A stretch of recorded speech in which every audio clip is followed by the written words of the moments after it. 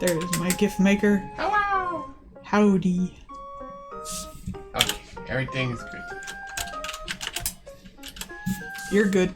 Your sick recorder solo can be heard, but not too loud so you can still hear the mic. That's Amari, right? Sick recorder solo? Yeah. PNG tuber. Art. Stream. YouTuber. Speed paint. Apparently art streamer is a word. I know that now. Yeah, today we learned. Today I learned a thing. Yes. Yes. Yes. Yes. Yes. Yeah? Yeah. Yeah. You know, like yeah. Yeah? Yeah, yeah, yeah. Them all them kitty people on that Final Fantasy 14 game. You Sure, would end up with the kitty game with the fucking furries. Well, there's also bunny people. And racist. I mean elves. Hello, everybody. On that note. Elves know what they're about. It's true. Oh, look, it's a future setting. Ah, future racists. I think that's just 9S. No, but seriously, in Warhammer 40k, they call us monkeys. Where am my tentacle? Hidden. Cleverly. There it goes. Okay. I lost an arm apparently for a second there. Welcome to the first stream of June. It's June, right? It's June. June. I always get the J's mixed up. It's not July yet. The first stream of June 2023. First stream of Pride Month. Yay! I even put a little flag. Yeah. Yay! You know what's weird? I was actually having some difficulty because for like these I searched like Pride Month or Pride and GIF transparent. Yeah. I wanted to maybe even add a trans one, though we already have the little trans part of the flag there. There's surprisingly not a lot of transparent trans GIFs. And I found that a little ironic. They're not transparent enough. Well, like, there weren't any that really, like, fit what I was going for. I was going to try to get another flag, like, up with this one. But we got the little trans part of the flag, so that's cool. Yay!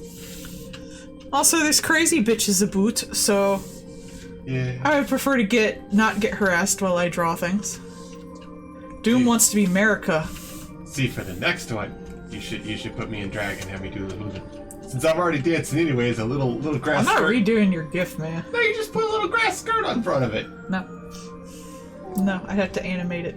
Just put a little grass skirt in front of it. Maybe coconuts on the titty. I can do dress and drag. I could do them as PNGs, and you could put them on your avatar, your actual VTuber. Dress and drag and do the hula. Wow. He's a big pig. Yep, yep. I noticed parents don't get mad at that. I know, right? That's because it's Disney. It's safe. Oh my god, Dune wants one for July. Mm-hmm. I want to put him in a wig, like a George Washington wig, so bad. A big poofy wig? Yes. Hey. I'm gonna make him do a salute at least. You gotta do the, like, standing on the boat. Nah, because it's a bust. Oh, yeah, fair. Rude. Yep, fair. Fair, can't do extra. Standing on a boat in the rain, Was it raining then? I don't fucking know. It's always painted as going across the ice. Because it's like so it'd be snowing. Yeah. Bro, I love history. I do not care about war and shit. Yeah, I find it kind of boring. It's not interesting to me. Well, people either die or they didn't, and that's about it. Like, I like the stuff, like, that built up to the wars. I like the stuff after the war. I like how war affected people at home. I like how it affected soldiers' morality and stuff like that. I do not care about war. That's war is boring. A series of dominoes leading up to problems. I mean, that's fun. Yeah. That's pretty much exactly what tends to happen. Yeah. That's how we got World War One. A whole bunch of stupid shit. That's how we got World War II, too, kind of. Yeah, but that was also a failed artist. If there's one thing we should learn from history, it's that we need to pay artists properly. Hey, Japan was in there too, a-hole. Yeah. Everyone always goes for Hitler. I feel like it's, like, rude. There's a lot of countries in World War II. Sure, there was also Italy. Yeah. Look how that went. There we go, pasta shortage. Well, they can get that guy who had, like, 5 pounds of pasta on the side of the damn road. Oh yeah, that weird one. So just threw out a bunch of pasta on the side of the road. No one failed. still knows why. Yeah, that was a little weird. What they think is they threw it out when it was dry and then it got wet. Yeah. See, I think it would have been cool if it was actually just like a fungus. Everybody just thought it was pasta. No, I think it's pretty confirmed pasta. Yeah, it was. I just like neat molds. I don't know if you know this, but fungus is cool, bro. Mycelia. Yeah, fun guys. There's still that one group that's trying to figure out if they can use them as like processors, basically. The future is mold. Yeah, I mean, you know, grow your own CPU would actually be pretty cool. Yeah, that's why some people are trying to use fungus and some people are trying to use leech neurons. Hi, Oh, hi! Oh, hi! Oh, damn it. Jinx. We got town. We are fine. Happy Pride! Yay! New set of requests Hit true. for Purd.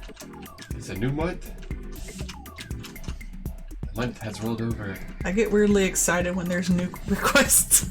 And I don't know, by the end of the month I usually have like 2 weekends free. then you're tired, you're happy, and completed. The new month is new memes. Yeah, I'm not worn out on it yet. New month, new memes. New year, new memes. Eh. Every day is a chance for new memes. Who knows what you'll see? I don't wanna. Oh, the things that you'll meme. Red meme, blue meme. No! Green memes and ham. Hello! Hello! I always like go across the screen to do that when I can just go like. I feel like this music right now is Ape Escape. Did you ever play Ape Escape? I did not. It's a fun game. It does sound like Ape Escape, doesn't it?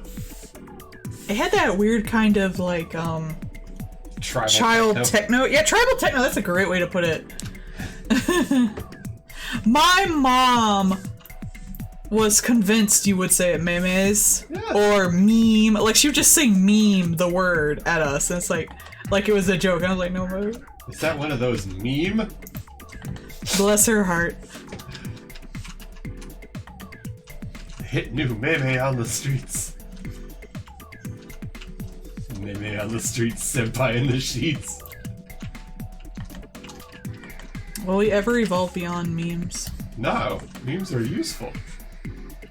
If it weren't for memes, we wouldn't have Metal Gear Solid. True. Oh, they did say that for that Metal Gear Solid remake, so that you'll actually be able to play Metal Gear Solid, several of them, on PC without bootlegging. Oh. They're just extracting the original sound files and putting them out that way for the remake. Because several of the voice actors are dead. Oh no! Like, it was put out many years ago. So they were like, yeah, we're not gonna... We're just gonna take the sound files and put them in the new thing. I don't know, I tried to play one of the OG Metal Gears, and after a 20-minute cutscene and the gameplay finally started, I was like, nah. I'm gonna go do something else. You don't want to climb the ladder for 10 minutes? No. Like, I feel like if I can have, like, a weird existential game, I can get weirder than Metal Gear. Yeah, nowadays. That's like the normie weird. But you could have a naked ninja, and you could learn that McDonald's was actually a corporate trick. Well, yes. It was there to gain funding to help take over the world. Yes. Just through capitalism, not nukes, damn. Bro, everything is... What is with this? I hate it. Everything about Metal Gear is just freaking great. Goofy as shit and fun. Like, I love weird games, but I can get weirder than Metal Gear. It's just weird to yell normie-ass bitches. Okay. You saw the game I was playing earlier. It's true.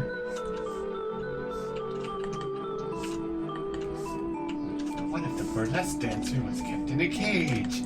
I mean, I showed you how fish is made. Does she dance? Now that's a weird game. That was as much a meme as a game. It was not. It was deep. Was it? No. Yeah, that's right. It's deep in a hole.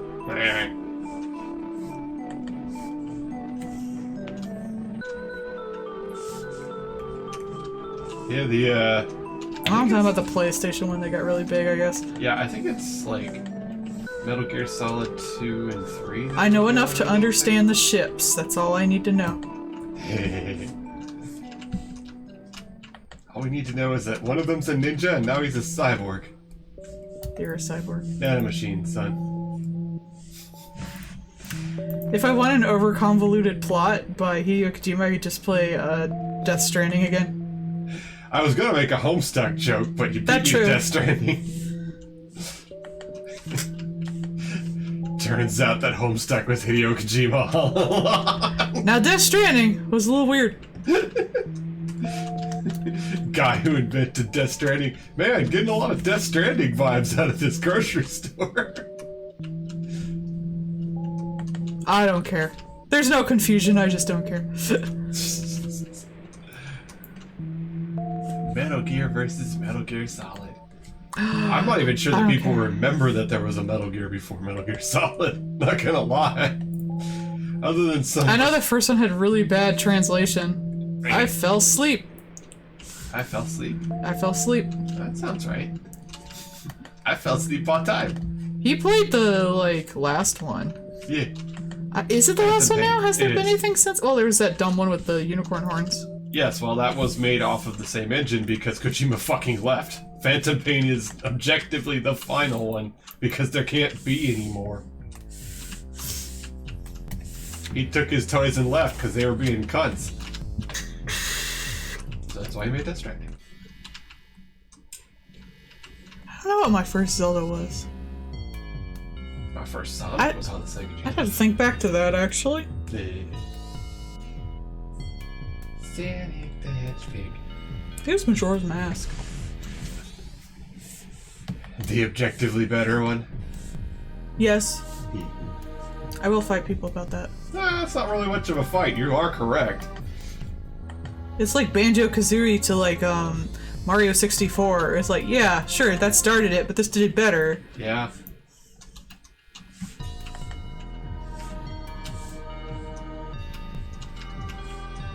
I played Sonic 1, 2, 3, Sonic and Knuckles, and 3D Blast. I played Sonic 1 on, like, a family member's Sega.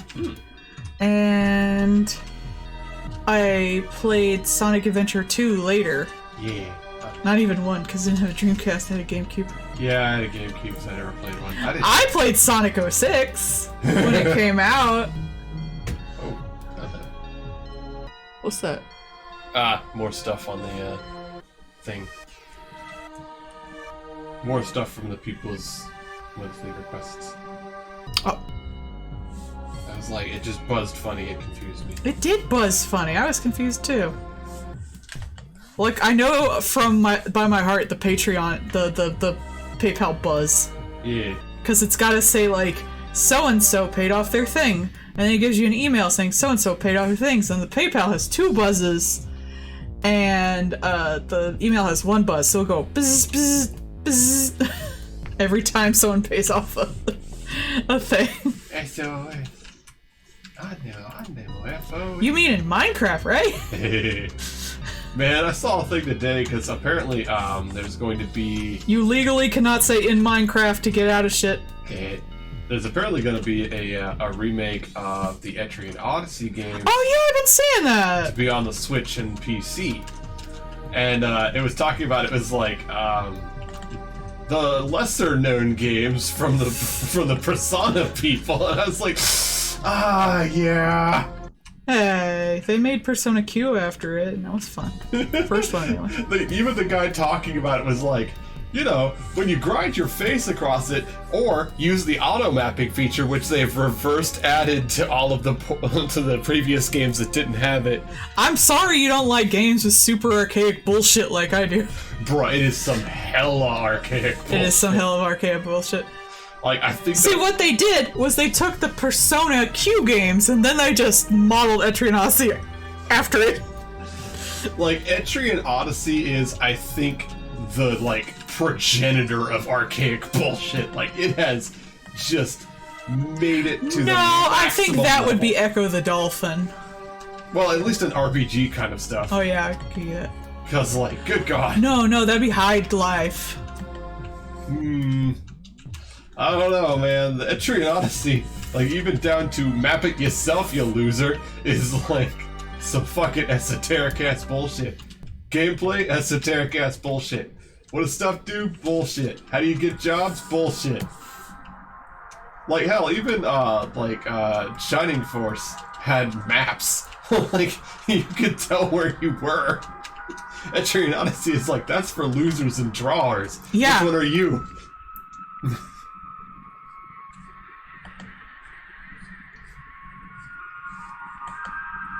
That said, it was very fun. Sonic Q better. Yeah, It's basically a fanfic in a box. Yeah. And the first one's totally, like, fucked up in the plot. This is fine. I mean, it's Persona. Just like the Dancing All Night game. Starts with a suicide. This is fine. I always love that, because Persona 4 Dancing All Night was like, oh crap, I'm completely traumatized by this girl who killed herself in front of me and don't know how to deal with it, and all my other friends are like totally fucked up by the idol industry. And then when they put out Persona Dancing All Night 3 and Persona Dancing All Night 5, they're like, let's have a dance contest! I'm like, what the fuck did you do to this game series? Guess we'll dance away our trauma. They don't have any trauma in that one! And they're like, you won't even remember it! And I'm like, fuck you! They got no trauma because they're dancing. Seems to solve the problem, doesn't it? Solving the problem. Solving the problem. Problem solved. I was so pissed. Because, like, the only good one out of them you'd get only if you got the special edition one. With all 3 of it. I was like, great, people are gonna play these ones and think this game sucks. Don't you hate it when that happens? Yeah. I mean, like, even Phantom Pain, and I wouldn't necessarily recommend just because it wasn't fucking completed, but it was a really fun game, and I liked my soldier stealing simulator. I like Death Stranding. But, like, you know, I played through it completely twice. Death Stranding is... It's a lot of time! Death Stranding is what Phantom Pain could have been if it was actually allowed to be finished. No! Yes. No! Phantom Pain would have been a lot better if they were actually able to finish the fucking That implies game. Death Stranding is good. You like it. I do. I'm weird. Yes, but it's still good. No. Yes. No. Oh, I'm gonna fight about this. Is it a walking simulator? It's objectively a walking simulator. Yeah, kind of. Honestly, I'm surprised it did as good as it did. Like, that is for weird people. Yeah. I'm not even being gatekeepy. Like, it's just weird. It's just weird. My stabilization seems off. Something's throwing me off. Did you turn it down again? I know. I turned it back up to where it was. Everything's extra wiggly. Wiggly woggly. No, put that hand back down. You can't go to the bathroom.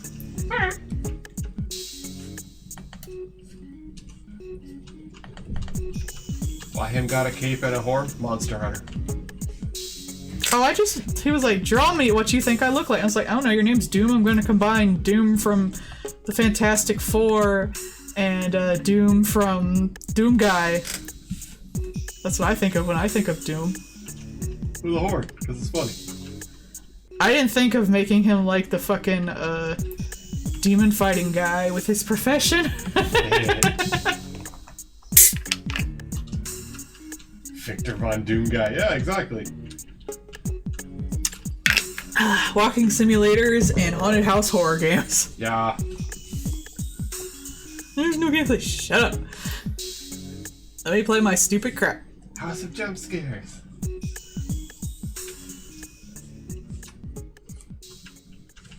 No. Hey.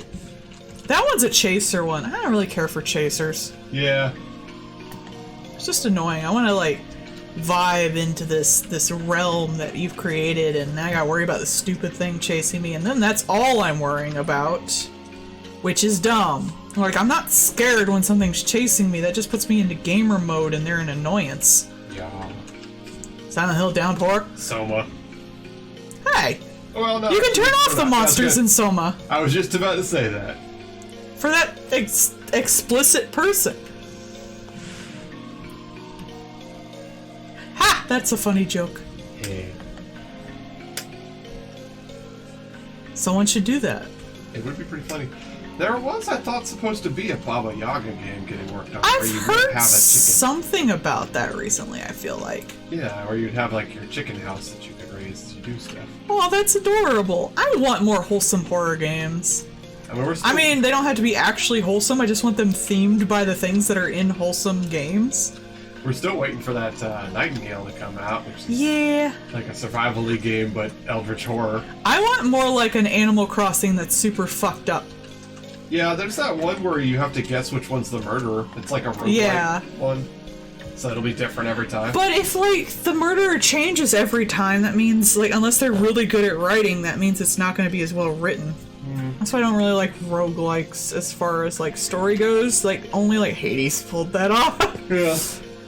Well, But think about it, if it changes the bad guy every time, the killer every time, that means, like, they all have equal chance of being the murderer and equal reason and equal, you know, personality to do that, and that's not as interesting. yeah, they'd have to have really good writing to, like, have them all be equal level. Not that I don't think they could do it, because I do think it could be pulled off, but...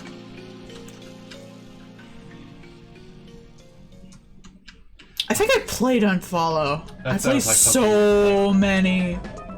Let me Google it real quick, I might have. That sounds like something you would. I know, I'm always on Alpha Beta Gamer looking at the new little indie horror games that come out. She do like her indie horror games.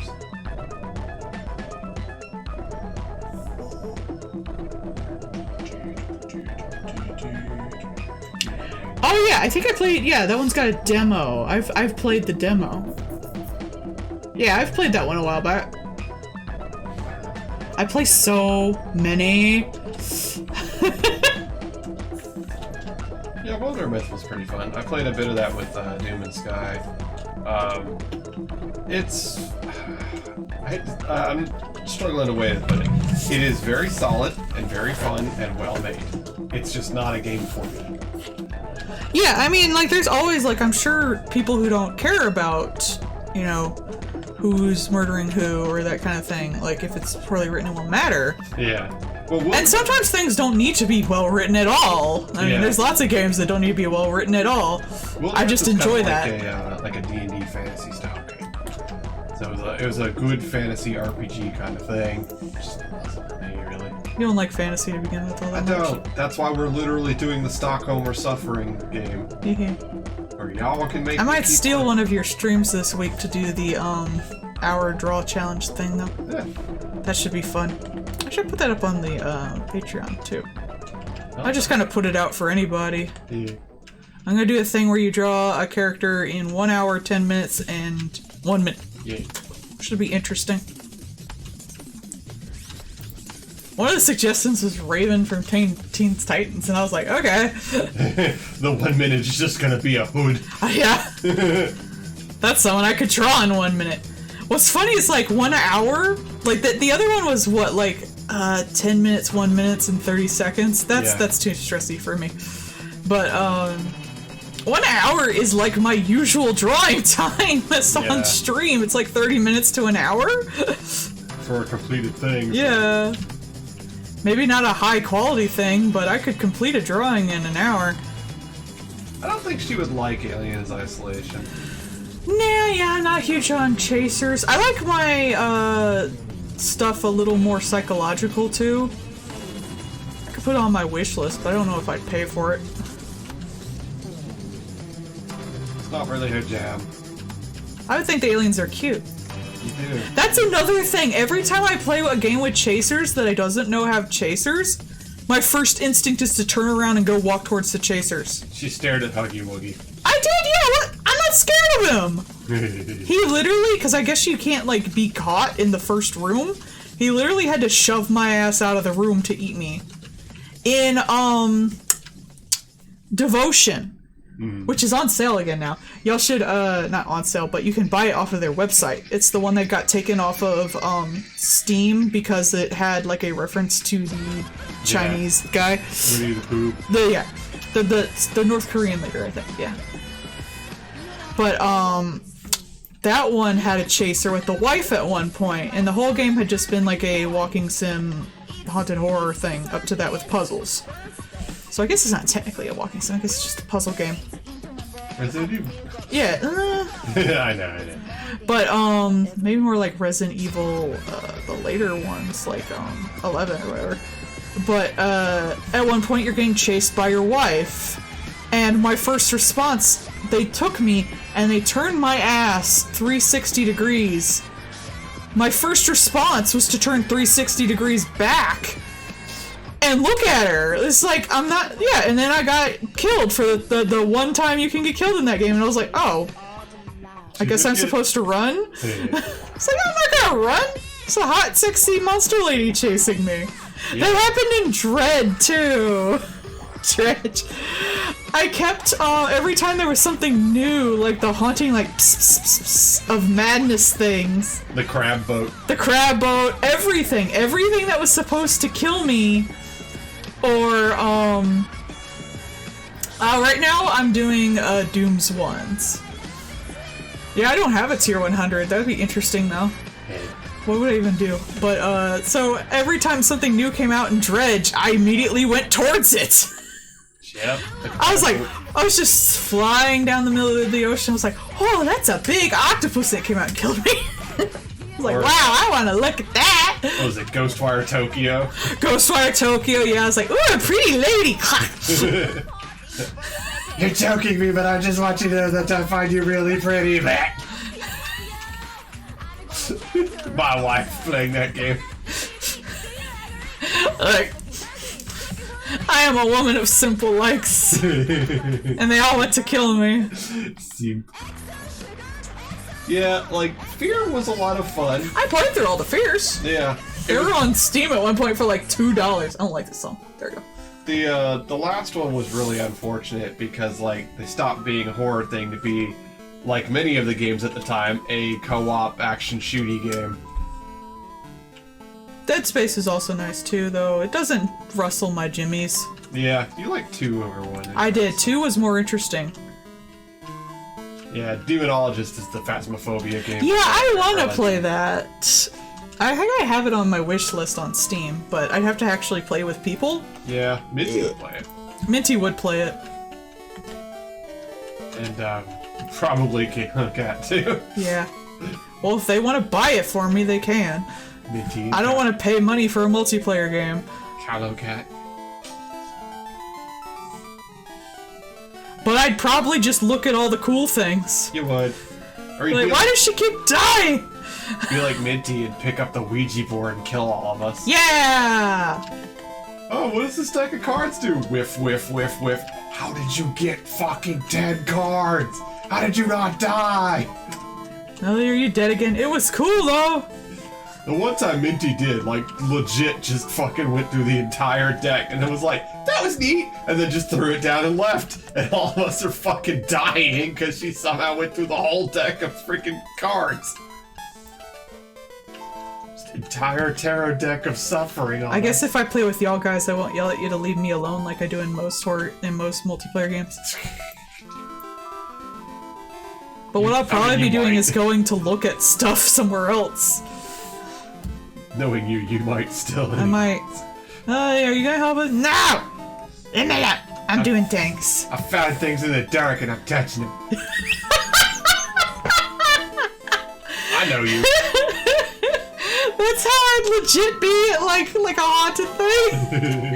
Like if we went to like an abandoned place and did like ghost hunting, I'd be like, no! I'm looking at things in a corner! There's a ghost, you're trying to touch it. No! Tell me when they want something. I'm gonna go dig in crap that'll kill me. I don't know. Remember that one? Did you ever see the one video where it was like the inside of a haunted house and like the lady like panics on seeing the one thing, runs smack into a wall because she can't figure out the door, and then like keeps running into it, and the person in the costume has to walk over and open the door for her. Yeah, see, I would just stand there at like a haunted house being like, ooh! I'd probably like go if they like jumped out at me and then I'd just be like, oh, hi. Hey. I did that once. I held up my hands for a hug at a zombie and he just looked sad and walked away. Oh. I felt bad afterwards. I was a teenager. The usual meme. And I really liked zombies. The meme of like the monster comes around the corner and someone's just there on the ground with their ass up in the air. No, I'm not that bad. Rude to me. Melissa. Yeah. Oh no, I'm falling, oh no. Oh no, I hope there's no ghost that'll come and get me in the butt. Oh, Luigi, you're home early. I thought you were out to busting a ghost. I thought I was too.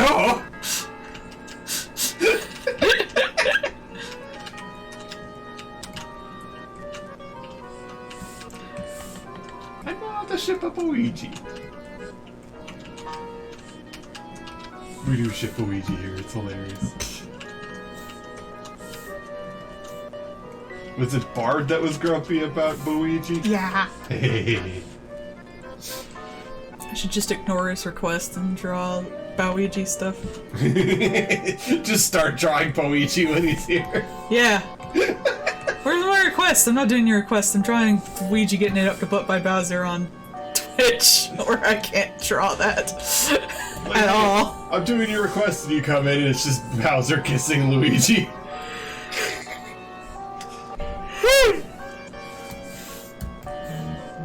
Comes in, I'm gonna do that. Oh, Calliope. Oh yeah, she just did one, didn't she? Yeah. She put in her 20 and her 10.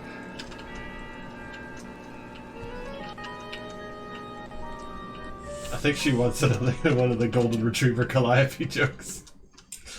Oh, we're all furries now. No, she just gets called a golden retriever all the time because she's a bottom. I'm a bottom. I don't get called a golden retriever. Well, you don't act like a golden retriever about it. One.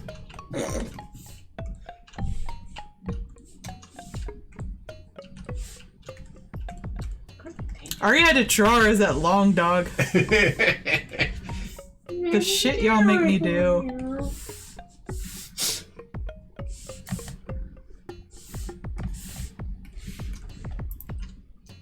You have fun with weird stuff. You're weird stuff. I know. And you have fun with me. I do. I love you.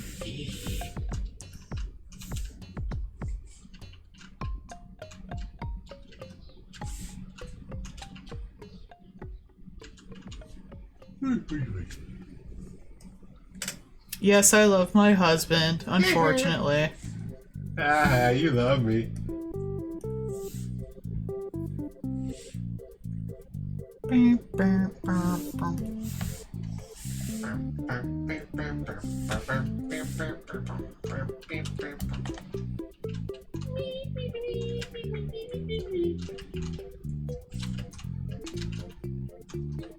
wonder if there's been any more Sesame Street music songs. I like those. You're a Sesame Street. They were fun! You're fun. Meeper singing Carmen was very pretty. It was very well done. Okay, sweetie pie. Yeah, I think she picked weirdcore again for her music today, so. Is my thing not cheery? Look how cute everything is. Look, I'm in a blender.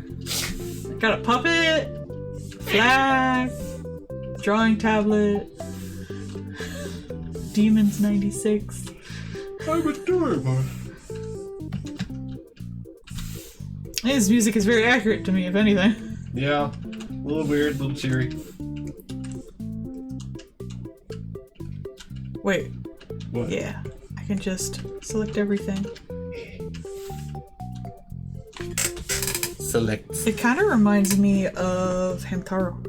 Ham Heartbreak. We like some seeds from Grum.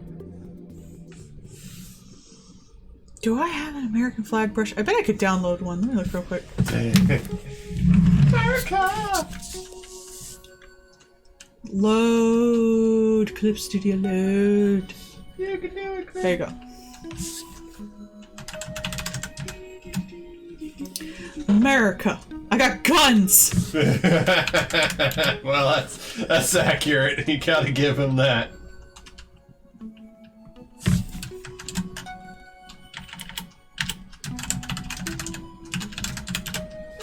U.S. flag. Yeah.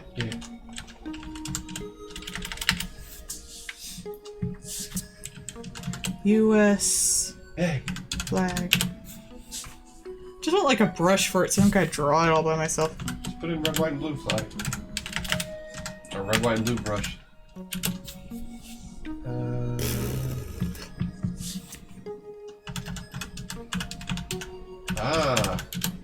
Going through the... You got an axe and a sickle. What are you gonna use a sickle for? You ain't got hoes, so you ain't got a garden. You ain't got hose. Where the hose at? In the gardening section. Thank you. Final try. America. What's funny is I do have LGBT flag brushes. Actually, I might be able to use that to my advantage, come to think of it. Can you alter the colors of the flag? I could later, yeah. Pray they don't hurt you further.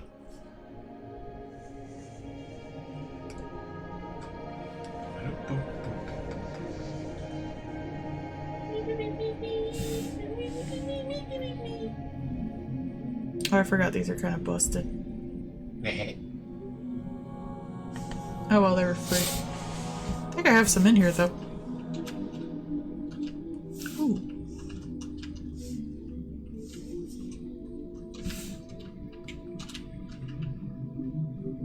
Doom has a horn because it's hilarious, and also because of Monster Hunter. It's his favorite Monster Hunter monster. It's no one's favorite Monster Hunter monster. It's his favorite.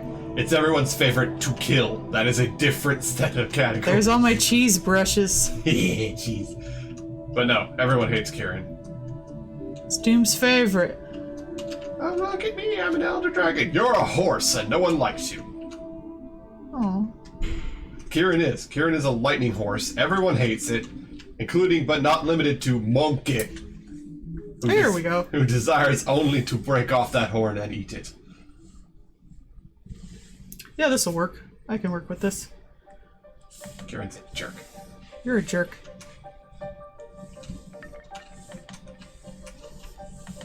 Doesn't fit the rest of the stuff. It's like, oh, it's an elder dragon. It's a horse. It's hard to hit. It's small. It's fast. It hits like a friggin' truck. It's just a stupid horse. I'm gonna go Doom Super Gay. Yeah, And I'll just paint that red, white, and blue. that works. I'll put stars up front.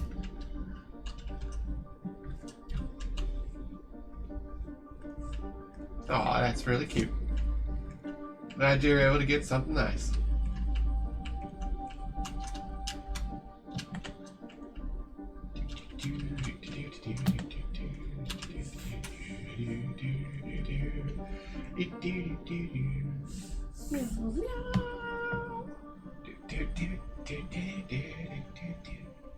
I had to remember what the American flag looked like. Well, there's 3 colors. I had to remember what the blue was. I live it here. I live in America. I saw a lady today with a shirt that's like true patriotism, and it's one of those like 1, raggedy ass looking flags on the shirt. 2, it didn't have 50 stars. 3, it's on an article of clothing, which is also against the thing. That is true. I was like, ma'am, your shirt is exactly and fundamentally unpatriotic in every way possible. He looks like he's a barber pole. Candy striper. And I'll just make the top hat blue. Yeah. Haha, cheating. Yeah. Good use of assets. I swear, I never use a single damn brush for what it's supposed to be used for. Not once. Did you see I sent you those, like, that thing earlier today? With Yeah, those brushes did actually look pretty good. Yay, you're glad. I was hoping.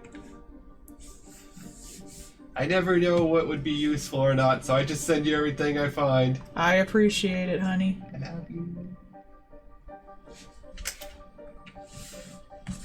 But I mean, you are kind of an art dragon, so I sometimes assume I you just am. I have all the over brushes. 1,100 of them. Can't be helped. Need them all. Yeah. Never know what you're going to use it for. Most, like 99% are free. Sometimes if I really need something, I'll pop up the bit. Ah, Doom, you just missed you having an entirely gay pride flag. It was great. I know. How are you at... Oh, well, I guess it is Saturday, isn't it? I was going to say, how are you at overtime, Doom? But it's Saturday. So it would be the end of your week. Oh, I got pet you. Why? This is not petting, this is bapping. They paid for You hear petting. that? They paid for pets, not bothering. America Doom. I should make his little white things blue. Star Spangled Banner. Brender. I used a pride flag to make your American flag because I couldn't find an American flag brush. That's fair. On the Japanese art program. You would think of all the people who would. Just a big America one. Mm-hmm. There you go, you got star nips. Napples. Napples. Just have like little fireworks coming off the hand. That's I have a fireworks brush. There you go. Majestic. Never underestimate what I have. I assumed you had one.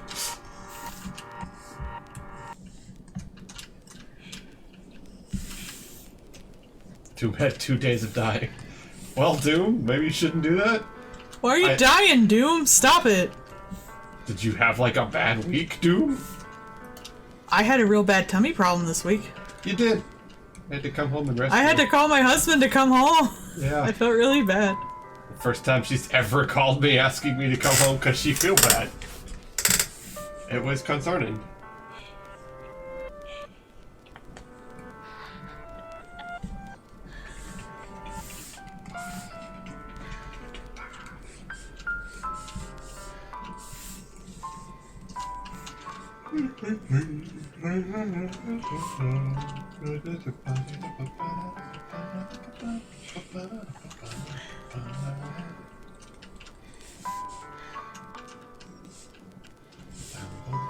America Doom, yeah.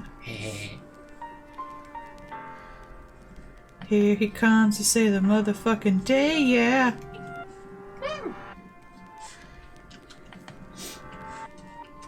Oh, yeah, dang. that'll do. Watch out you don't get Alice in Wonderland syndrome. They can fix it with meds. Seriously, like, there's one, I was listening to this thing and it was like, people faking. Mm-hmm. But this one chick, they thought she was faking for psych meds. Because she would say, like, all this stuff was fucked up. Turns out, she wasn't, like, seeing or hearing voices. She just couldn't explain what she was seeing. Mm-hmm. And she said that everyone was impossibly tall, or teeth were impossibly big, or everything was really short, and stuff like that. That's Alice in Wonderland syndrome. Yeah. Is it just, like, the nerves are fucked up and it's distorting your perception? Mm-hmm. Neat. Yeah. That's why they call it that, because they seem abnormally large or abnormally small. Hmm. But if you don't know what that is, it's gotta freak you out, and it's very hard to convey. Yeah. But there's meds for it. But it comes if you have, like, a lot of migraines. Mm-hmm. So it's a good thing, everyone, to keep an eye out for if you do get a lot of migraines. Things start looking weird, don't make sense. I wonder if that's just, like, the blood flow messing up, so it's, like, similar to a stroke? I don't think we really know. You'd have to go look it up. I just know about the syndrome. It's just I know a lot of people don't know about that syndrome. And you know me, always learning weird crap. Of course. You're my font of useless knowledge. I have so much useless knowledge, it's crazy. Dun, dun, dun, dun, dun, dun, dun, dun. I always find it interesting with somebody, though.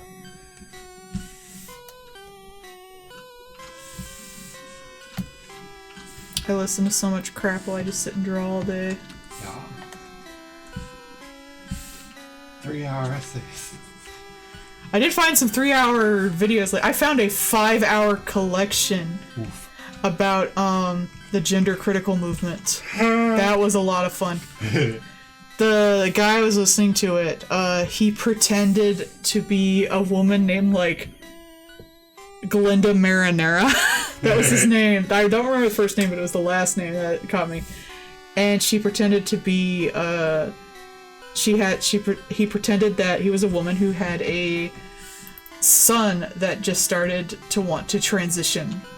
And went into the, gender critical groups to see how they would respond, and, like, got info about that. And some of the shit he found was scary, man. Wanted to kill him and stuff, to hide his medication, change his medication without him knowing, all that kind of crap.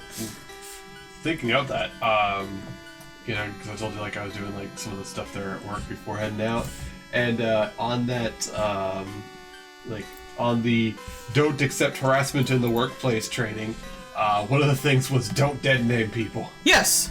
Like, explicitly called out as just, like, don't do that. That's don't do that, it's mean. You don't go, like, I wouldn't come up to a customer and call them, like, ma'am if they were very obviously a sir. I would probably just say howdy. Yeah, it's just like, don't dead name people. That's harassment. And I was like, huh, I actually just explicitly called that out. Neat. A dead name you. Oh, what What was that term for dead name? It's like... misgender? It was like morph something. It sounded super cool. I don't remember. Nomen corpsey. Nomen corpsey. Was it necronomen? Necro... Like necronomenclature or something? It was something like that, like necronomenclature. It was super cool though.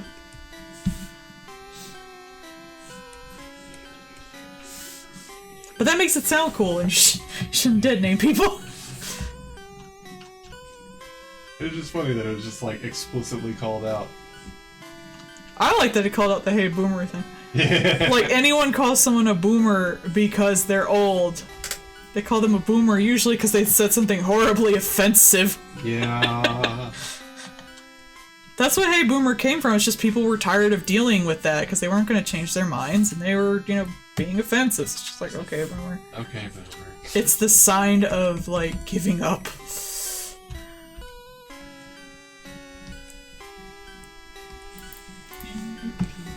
His colors are so bright, though. Gotta turn them down a bit.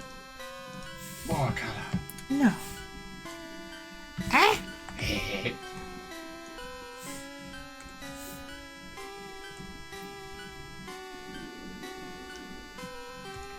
rooms are out. There you go. Drink. You don't tell me what to do. Sit down. Drink. Have drink. Drink. I got my Gwenpool up there. Hey, lift your legs. Wow. Indeed. Take my headphones off. Yeah. Scratch my legs.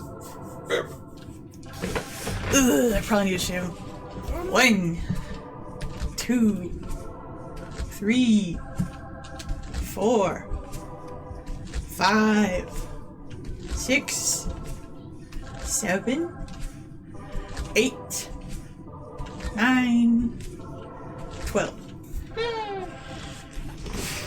Oh, and move your hand. Okay. 1, 2, 3, 4, 5. That's all I'm doing. 5. Woo! Poke husband in butt. 8, 9, 10. Stretch your hands. I just started. They don't even hurt yet. Do your stretches. I did. Ayah. Alright, Doom's done and looking fabulous. Ayah. Mary Doom. Heck yeah. Father. How rude. Live. Yeah. Tattoos are forever. So is my love for you. Okay. Oh, we need a creature tonight. We do. What creature? Who's gonna be the creature? I'm gonna burp. There you go. You should draw a little blue gecko. Give me Luis.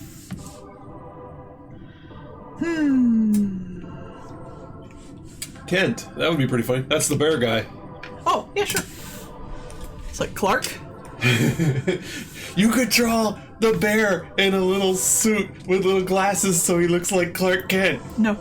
Aww. Because then you could have Super Bear. Have I ever done the bear? Yes, you the tactical No, I mean bear. like as a the creature. No, I don't think you have.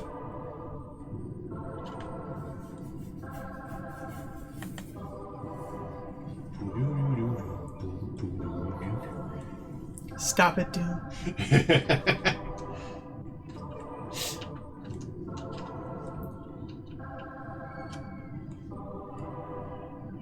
Tactical bear.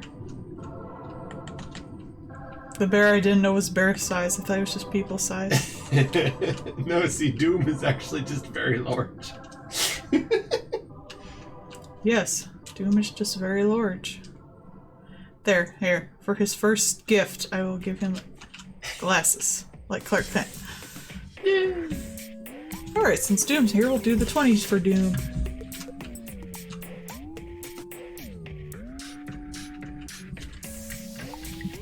Scroll.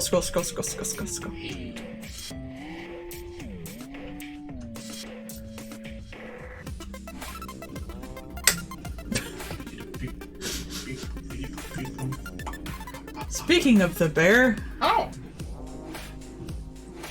Bear.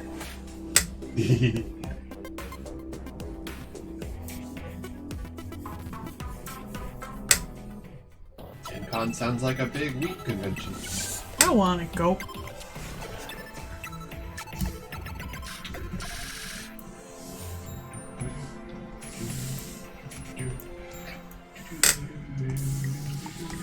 I'm conflicted because I want to go to NecoCon this year and spend all this money I've been working so hard for, but I know we're going to be trying to move afterwards and I want to save up.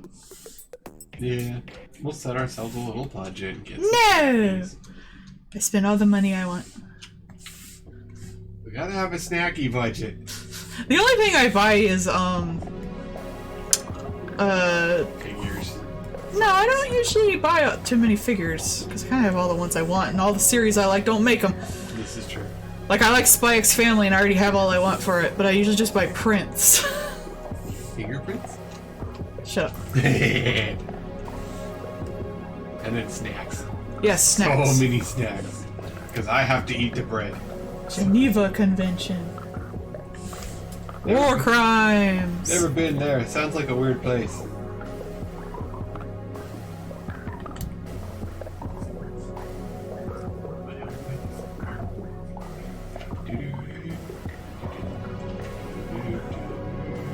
Among Us violated the Geneva Convention. Because of the medical symbol on the wall. Why can't the bear be on top of Doom's shoulders? Would be silly. Would be fun. I kind of want to do him small and goofy for this. Deposing to assert dominance. Yes.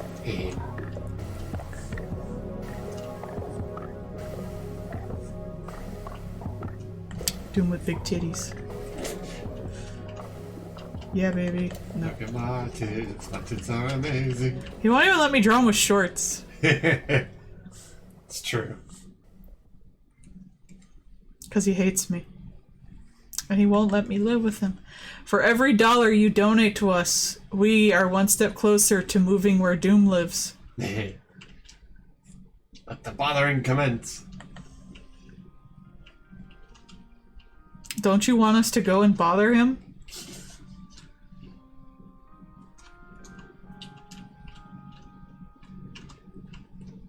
Cute teddy bear. Hey.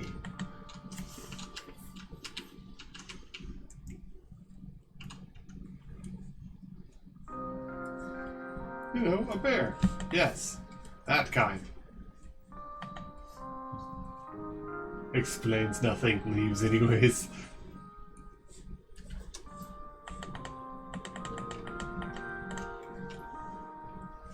Doom's already been having fun giving, donating towards the suffering or Stockholm.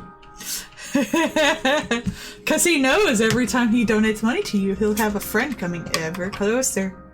Ever closer, Doom.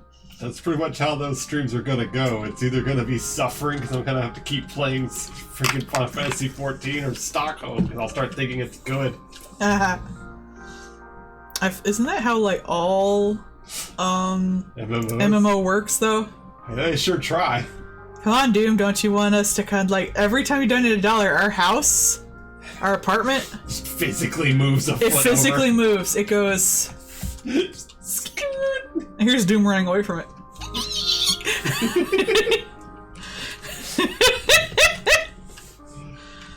Well, the thing is, I actually do have a lot of experience playing MMOs for a very wide variety and a very long time. I played Maple Story. I played that. I played Ragnarok Online. I played Wakfu. I played EVE Online. I played Warhammer Online. There's Ragnarok games for iOS now. Yeah, I know, because, like, it was never very graphically intensive. No, they're like newer ones. Like, it wouldn't take... I actually downloaded one recently and got it all loaded up, but I haven't done anything with it yet. That's very me. I was gonna say, that's exactly Ragnarok to begin with. That's what most people did with that game.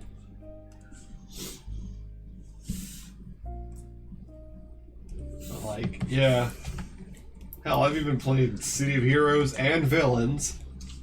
I played Rift. I played a free server of Warcraft. I played 76, but I don't like people. I yelled at them. Yeah. Let's see, I played New World. I did not play 76, ironically. You could play it, because I have it on Steam. True. And technically Elder Scrolls Online, I guess. I played Elder Scrolls, so I saw someone else and I logged out. Yeah, I got scared. Warframe. See, Fallout I know how to play, so I just yell at people to leave me the fuck alone. So many games. Hellgate London. But it just felt so empty. Break it to me at 76. It Yeah. is literally.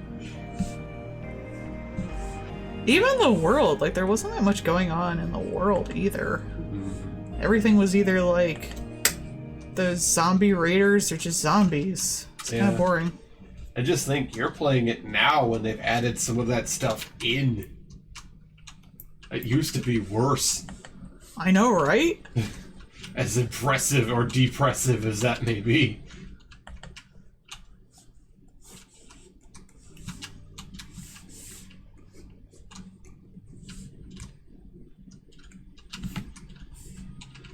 would you consider Minecraft an MMO? I don't know, because you have to set up your own servers. True, but a lot of other like MMOs, you don't necessarily play even with anybody. People are there and people are available, but you're not necessarily playing with them or even seeing them. I don't know if people don't consider Genshin an MMO because you have to physically like approve of getting other people in there with you. I would say no. Okay. You can play a lot of MMOs entirely offline. Because a lot of them have either optional. Look at little stuff. fat chubby chibi doo. He looks so cute. Like Hellgate London could be played entirely online or entirely offline, depending on what you wanted to do. I mean, if you consider it that an MMO, then you'd have to consider Animal Crossing an MMO. True. And Animal Crossing is not. I think anywhere where you have no contact with people unless you invite them in is not an MMO. At least, like, that's what Josh Strife Hayes said, and I kind of agree with that. Yeah, I would agree So with that. Genshin is not an MMO, because you have to physically invite people in there. Animal Crossing is not an MMO, because you have to physically invite people there. Yeah. You can have contact with other people, you can send them notes, you can go to their places, you can go to their dream worlds and stuff like that, but you are not in contact with people unless you actively choose to contact other people. But what about Dark Souls? I would say no. But it is, like, people can come into your game. If you've left it online, then people can come into your game without your invite. Because they can Debatable. raid. Just like you I can, don't know enough about Dark Souls to even... Well, you can invite people, or you can have people raid, because people can join certain groups and raid other people's games. And you can set it to an offline mode, but then you can't invite anybody either. I don't know, man. I don't know enough. That's something for Josh Strife Hayes to argue, and I don't know. Because that falls under, like... I would consider no. But that's me. Stop killing me. I'm supposed to be killing you guys. Rude.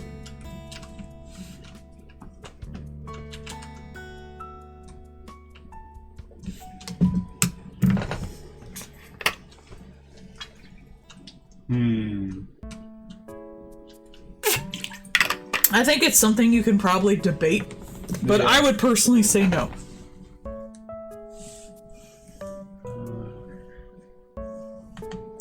Is Second Life an MMO? You could say that. Yeah. Furcadia, in fact, calls itself the oldest MMO. They consider themselves the oldest and longest running MMO. Which, I mean, yeah, sort of. Because I mean, nothing in the term MMO implies it has to be a game either. Come to think of it, it's just True. massive multiplayer online. Mm-hmm. It's usually considered a game, but that's another thing to probably consider. Yeah.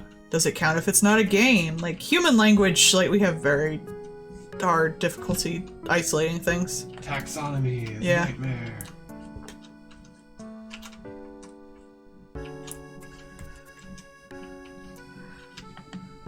And of course, you know, people have a opinion of what an MMO is and is not, too.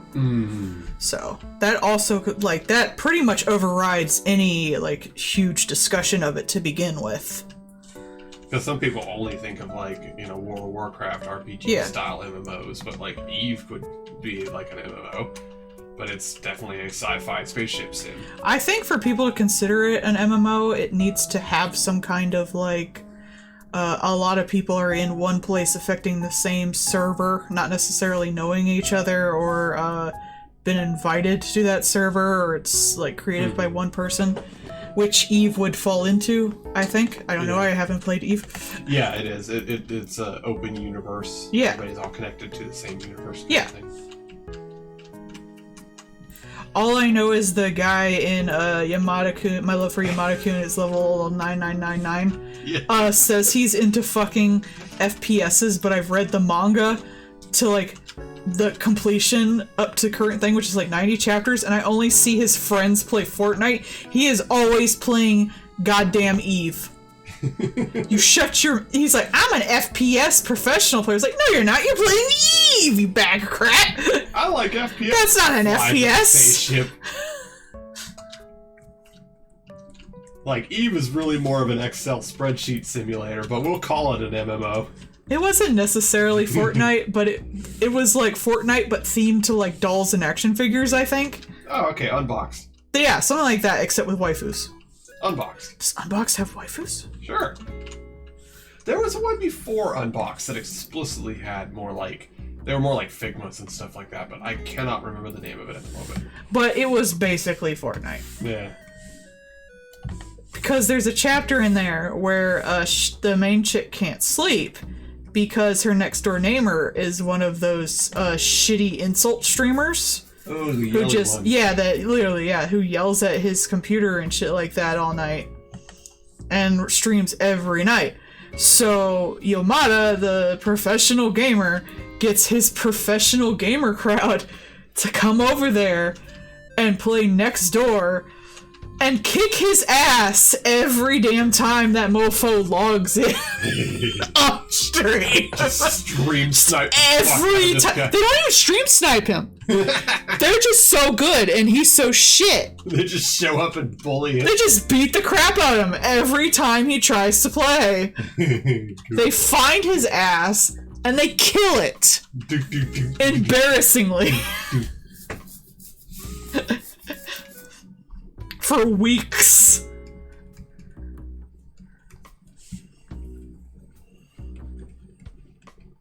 And eventually they kind of let in. They would know where the guy lives and he moves.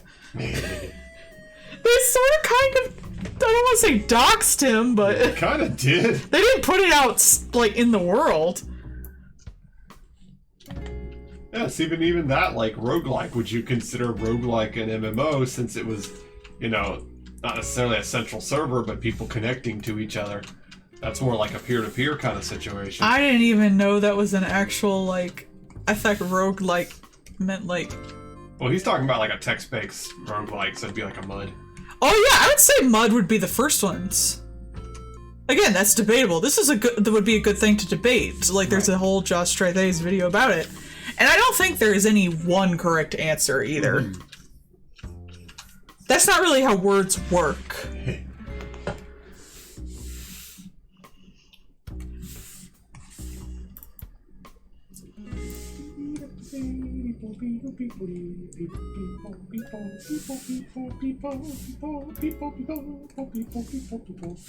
All I know is I don't want to play with other people.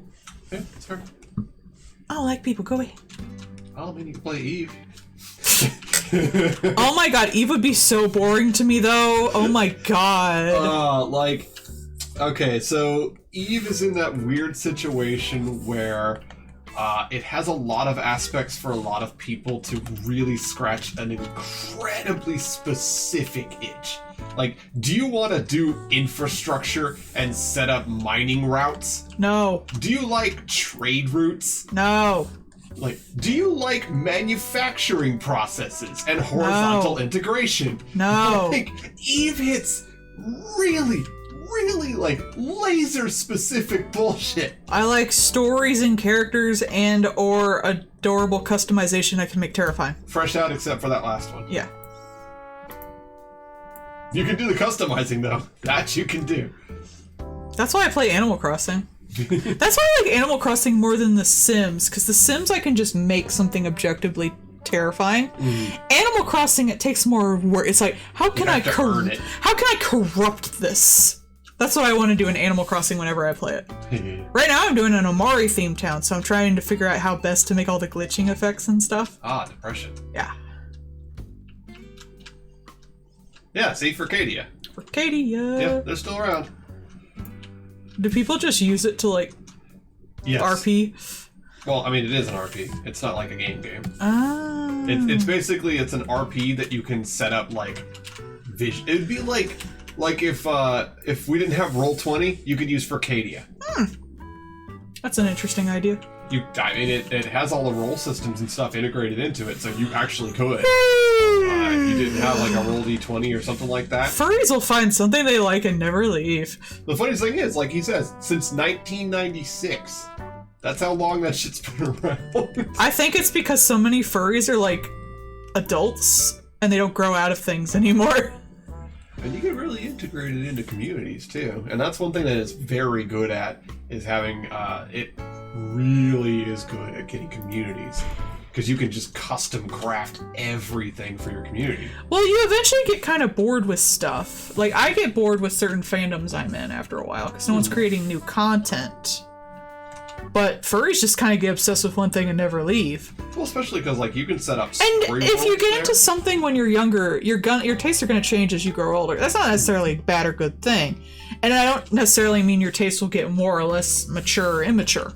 They'll just shift. Yeah. Because you have more life experiences. But if you get into something when you're an adult, you can kind of just stick with that forever because you're an adult. Your tastes usually don't change that much once you've reached like 30 or so. I think Furcadia too, like, you know that little, like, the evolution of man kind of thing? Furcadia's the monkey that goes into, like, Second Life that goes into VR chat. I wonder if VR chat will get rid of Furcadia. Probably not. No, furries don't leave anything. Fur Affinity's still up, and that thing looks like shit. Yeah, so E621. E621 doesn't look... I use E621 sometimes to look for sex positions. Don't leave me to E621. And it's been around for probably as long as Furcadia.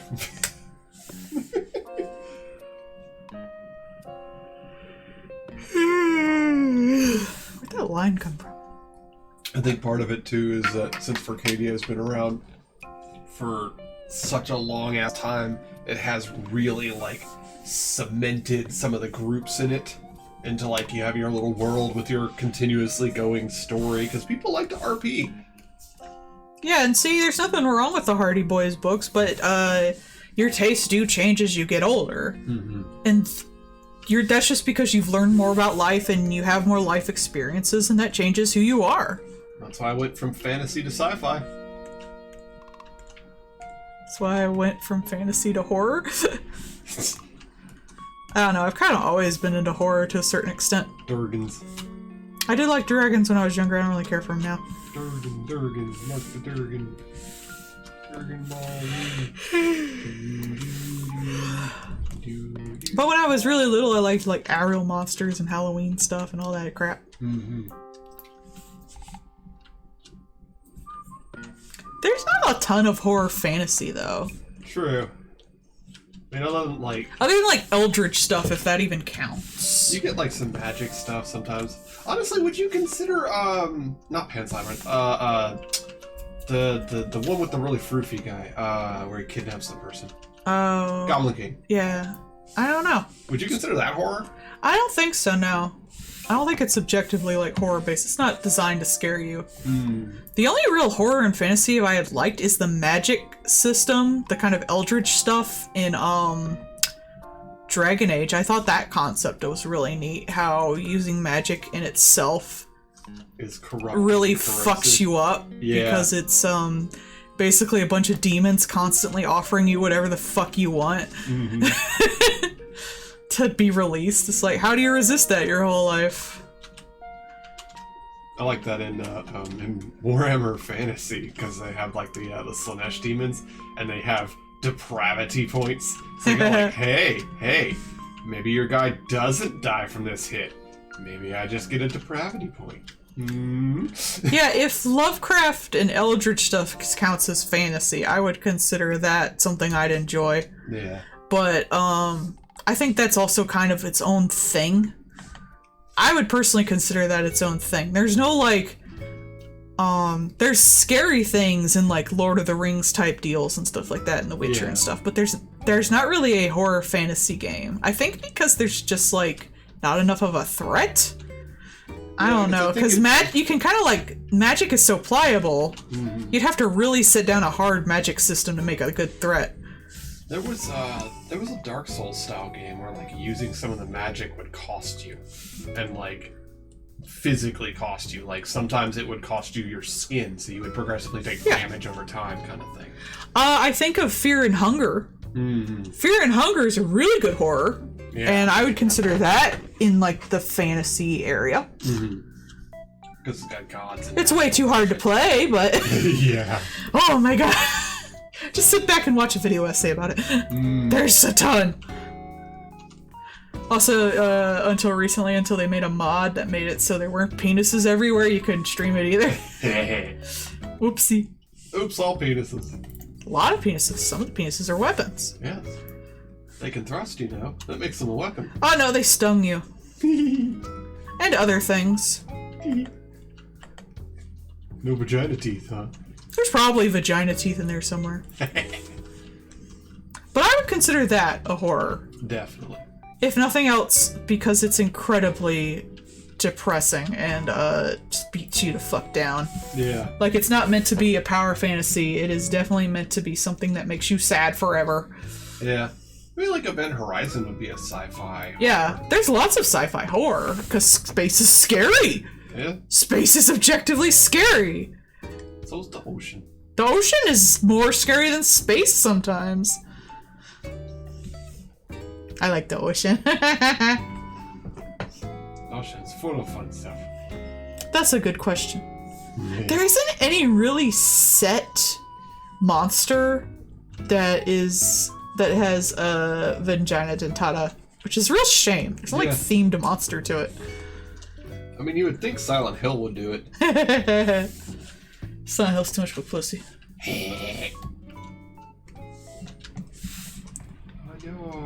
That'd be nice if the new Silent Hill just went ham on like the fucked up shit.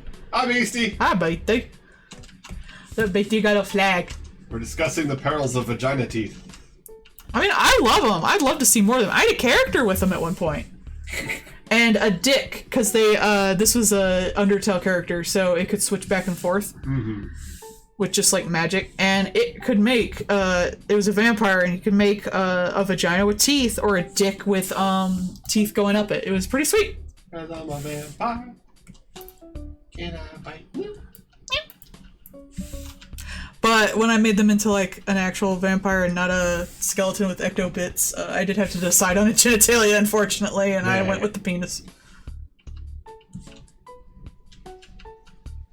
Just thought it looked better. Fortunately, he's a top. No, well, he was a top, yeah. They both had penises. Yeah. Happy Pride. And don't forget, next month is Wrath. Yeah.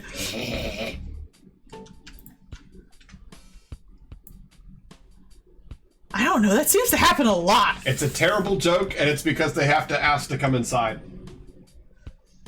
Goodbye, everybody. I'm ending the stream.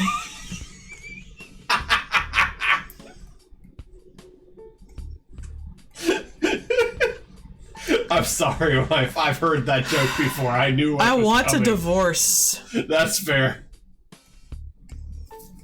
Yeah, give it to him. This bear would look so cute as a Care Bear. That should be one of their requests.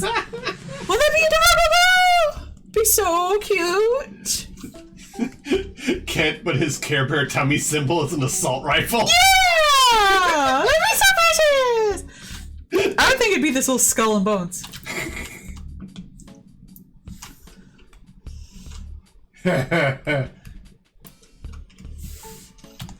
You don't feel guilty. Don't lie.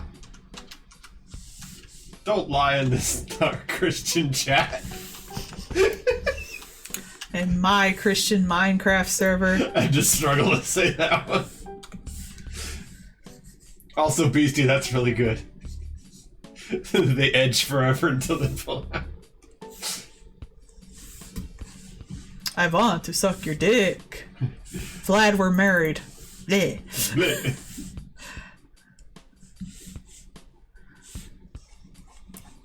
That's usually the story, though. That, like, someone's the half vampire or whatever. Yeah. I mean, look at Alucard. That's Blade.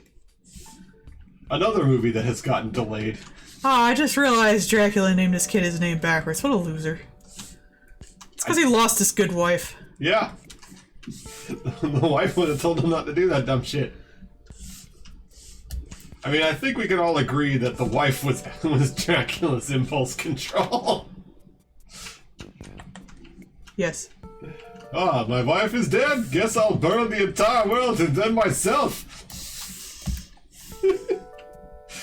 Dracula holding up his wife. If anything happens to this, I'll kill everyone and then myself.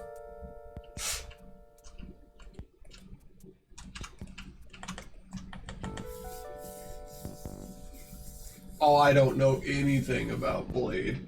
Oh my god, what if he was a little bear villager from Animal Crossing? Oh, okay. That would also be cute. I was thinking like, kind of villager. I was confused. Okay.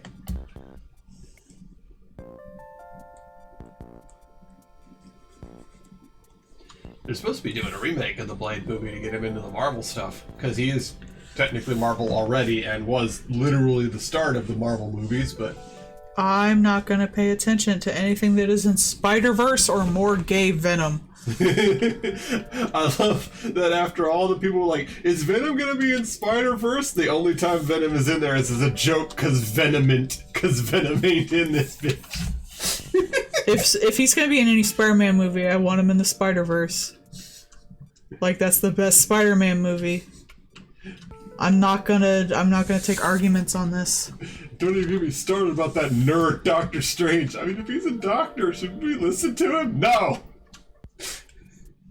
Hi, Pixel. You can make all the jokes you want about the main movies, I ain't gonna fucking see them. That's okay, they're making jokes about themselves. We're gonna base Here we go. We're gonna base everything around this actor for Kang. Oh no! You did what now?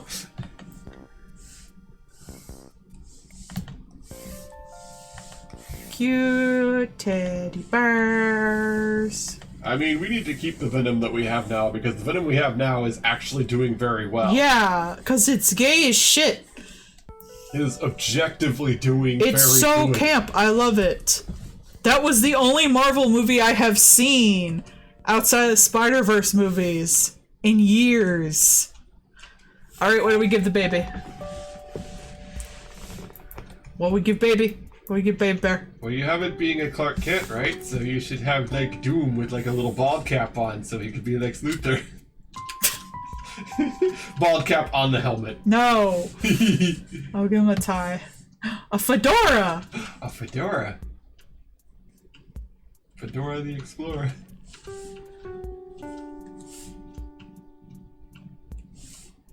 Hey, business. Yeah, Venom's Sony, right? Yeah, they're all Sony.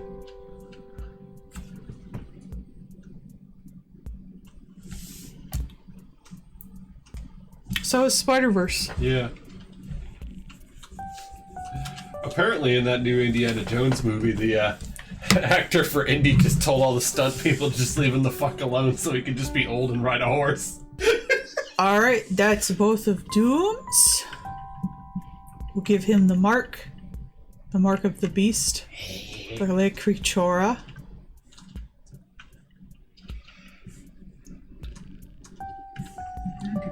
Now I think I'll do Dice Bard. That's about it, dude. So that means you're gonna do Luigi, right?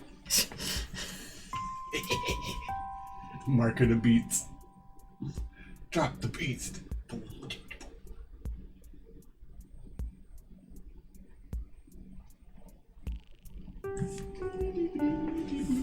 I'm gonna have to find a reference for this one real quick.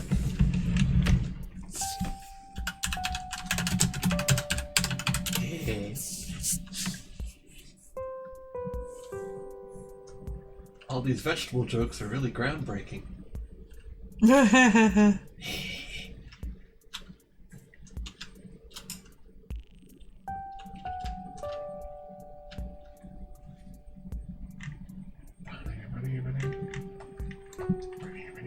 This'll work.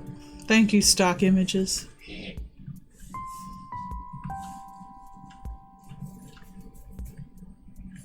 It's a small stock image.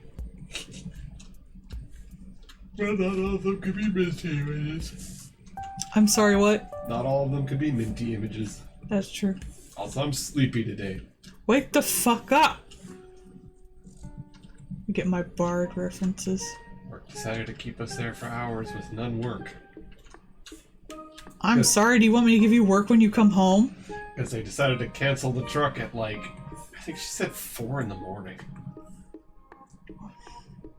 It's gotta suck for the people who got there early. Yeah. Basically, they showed up and got told, hey, so guess what we don't have today? When they opened. And I was like, well, why though? They hate you.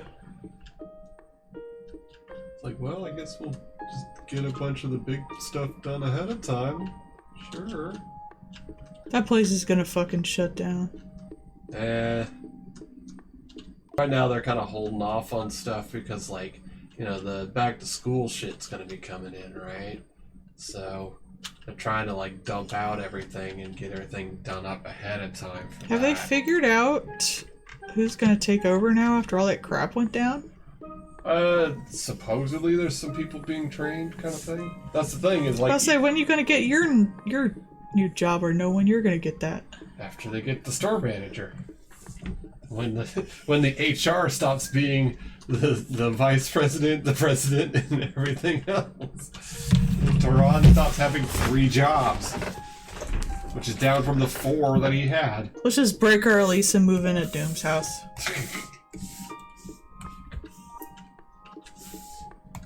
Yeah, let us move in with you. We're not gonna make a content house. Aw. No, who says he's making content? I make more money than all of y'all on content. That's true. Y'all are my bitches. We gotta learn how to do content. I'm sorry, I'm a better content creator than all of y'all Rude. at the moment.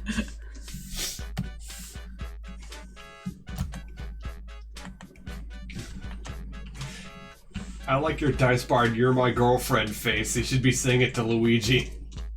He's wrong. Yeah, my girlfriend. I'm married. But thanks for asking.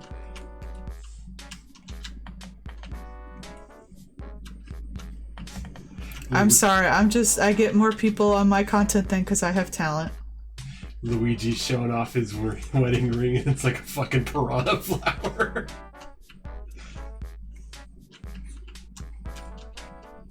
You didn't get my subtle jab. No, I'm stonewalling it. I get 1 stonewall a day. No, you get all the ones you want. I don't care. But I usually don't get it into land. That's true. Here.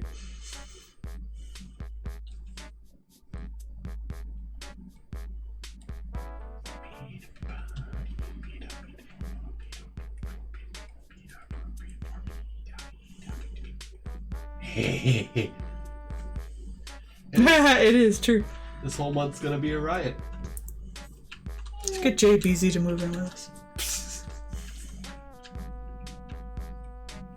We'd have to find a wrestling rink. That's true.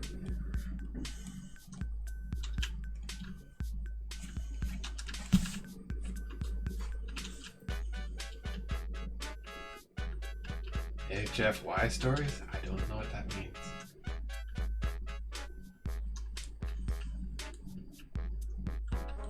I don't know what that is either, and I listen to a lot of Reddit stories. You do. Although usually yours are like, am I the asshole or something? Ah! Ah. Well, see, that's why nobody's listening to those. See, I tend to just listen to little short stories because I stopped listening to Am I the Asshole stories because they got me a little depressed sometimes. Mm-hmm. Because almost always those Am I the Asshole ones are yes, but also, how did you even meet a person like this? Because it'll be some lady who is wildly out of the league of the guy who's being a complete monster. And be like, I, a lady with a PhD in 5 different things and, you know, a $200,000 a year job, am married to this loser who sits at home and plays video games all day and doesn't work. And then be like, and then I didn't cook his dinner when I came home from my hospital rocket surgeon, and then he said I was terrible. Am I the asshole? Like, and they're like, what? Yeah, but a lot of times, like, they came down to things I did and stuff like that. like not being able to be there all the time because of mental illness and weight, and I started to feel antsy about myself, so I just stopped. Yeah. For my own mental health. I know how to curate my internet.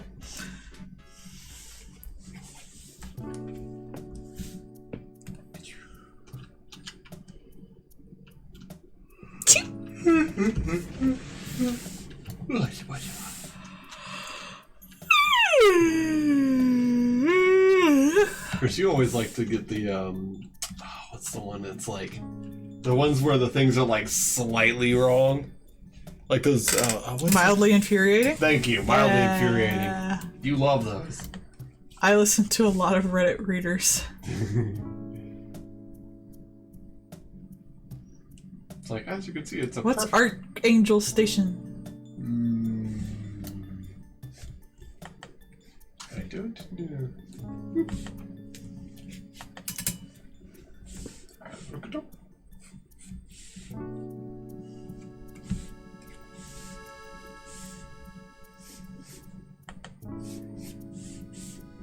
Animal Crossing music makes me sleepy.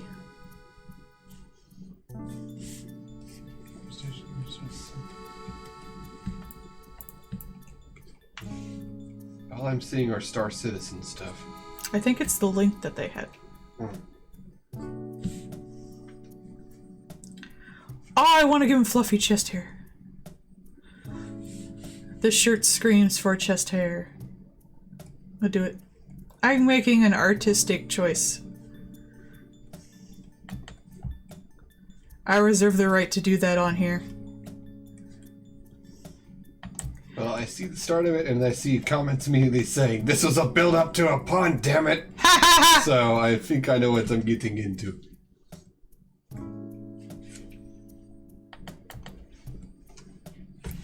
I used to have this one patron who left, and they used to get super mad if I didn't draw everything exactly to how they said on a request stream. And they would ask for so much. I had to set down the rules because of them. It's like, I'm drawing this, like, in 30 minutes, like, chill.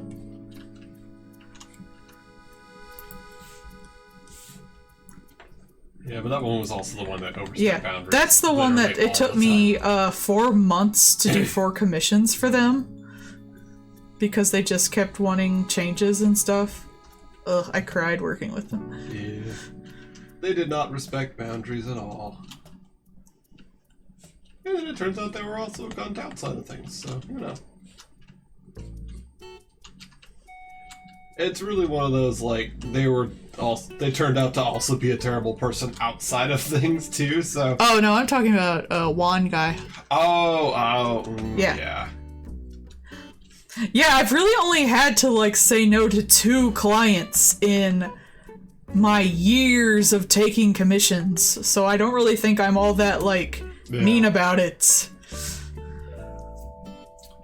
Yes, you like to, if you are okay with editing one from last couple of months. Maybe. I prefer not to do edits on request stream stuff, though. Because, again, it's just supposed to be for fun.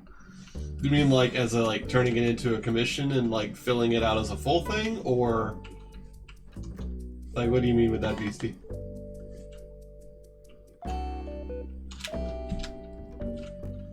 Because these already aren't to my, like, normal standard.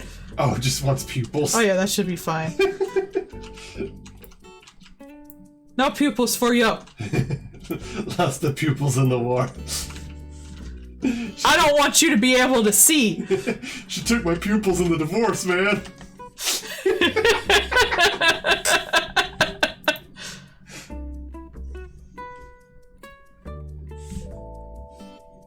But this guy, like, wanted full redraws and stuff. Yeah. It's like, no.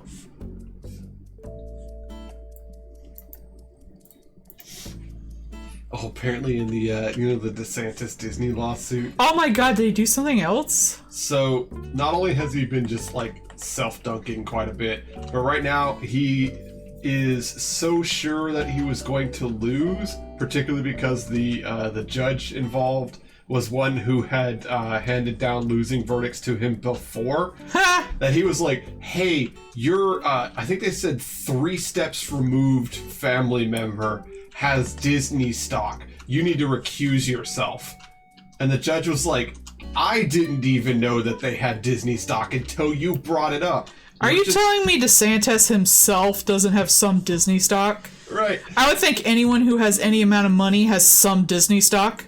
The judge was like, this is the most basic ass judge shopping I've ever heard of, but don't worry, I'm handing it off to this guy because I am doing the right thing even if you are terrible. But like the judge he handed it to is also someone who's gonna fucking dunk on him. So I would think they'd need to recuse themselves because they've shown to like DeSantis's use lost to them already. Like I think that would be somewhat of a conflict of interest, wouldn't it? Well, no, it's depending on the judge, not the lawyer. The judge has presided on other things that DeSantis has been involved in. And he's lost in those. I would think, like, if there's a pattern to it, you may want to argue, like, you don't want that judge to begin with. Yeah, you could have argued that, but that's not what he argued. Yeah, that's not what he argued. He argued... Because I would argue that. I was like, I have lost multiple times with this judge. I would not like to have him in this because I feel he has some level of bias. Yeah, and you could make that argument. Yeah. Because he probably does have a bias against him because... I have a bias against him. Because he's a fucking putz. But, like... saying, like, you met someone when getting your hair cut and they own Disney stock is, like, it's fucking childish. The judge was just like, yeah, whatever.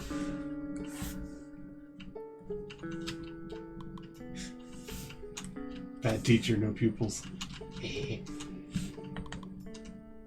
Like, I really do, like... I obviously do not wish to root for a corporation ever, but just DeSantis sticking his face in a blender and then complaining about a close shave has been fucking hysterical this whole time. Fucking dumbass. He really it's so weird too, because you'd think like the fucking Republican, he's a Republican, you'd think he'd remember the fact that they do not serve people, they serve companies. Businesses. Yeah. Don't worry, the other Republicans have been dunking on him for fucking over the businesses in Florida, yeah. It's like they forgot that all that anti-woke bullshit was just to get the people so they could support the businesses. It's like you forgot where you've come from. Lion King's dad in the clouds, you've forgotten yourself. And so have forgotten me, says Disney.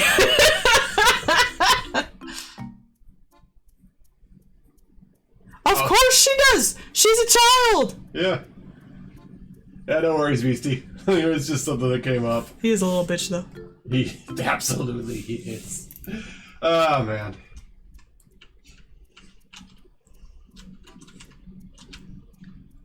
There's actually there is a case that is being,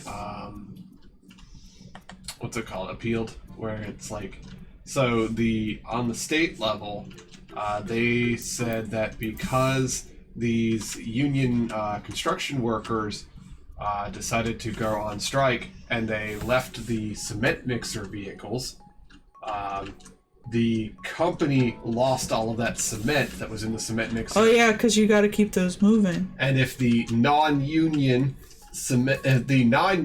workers hadn't been called in to go empty out the cement mixers, it also would have hardened in the cement mixers, ruining the trucks, right? Yeah. So that happens a lot, actually. Yeah. Well, they sued the union to say that they should be exempt from federal protections so that they can sue them over damages.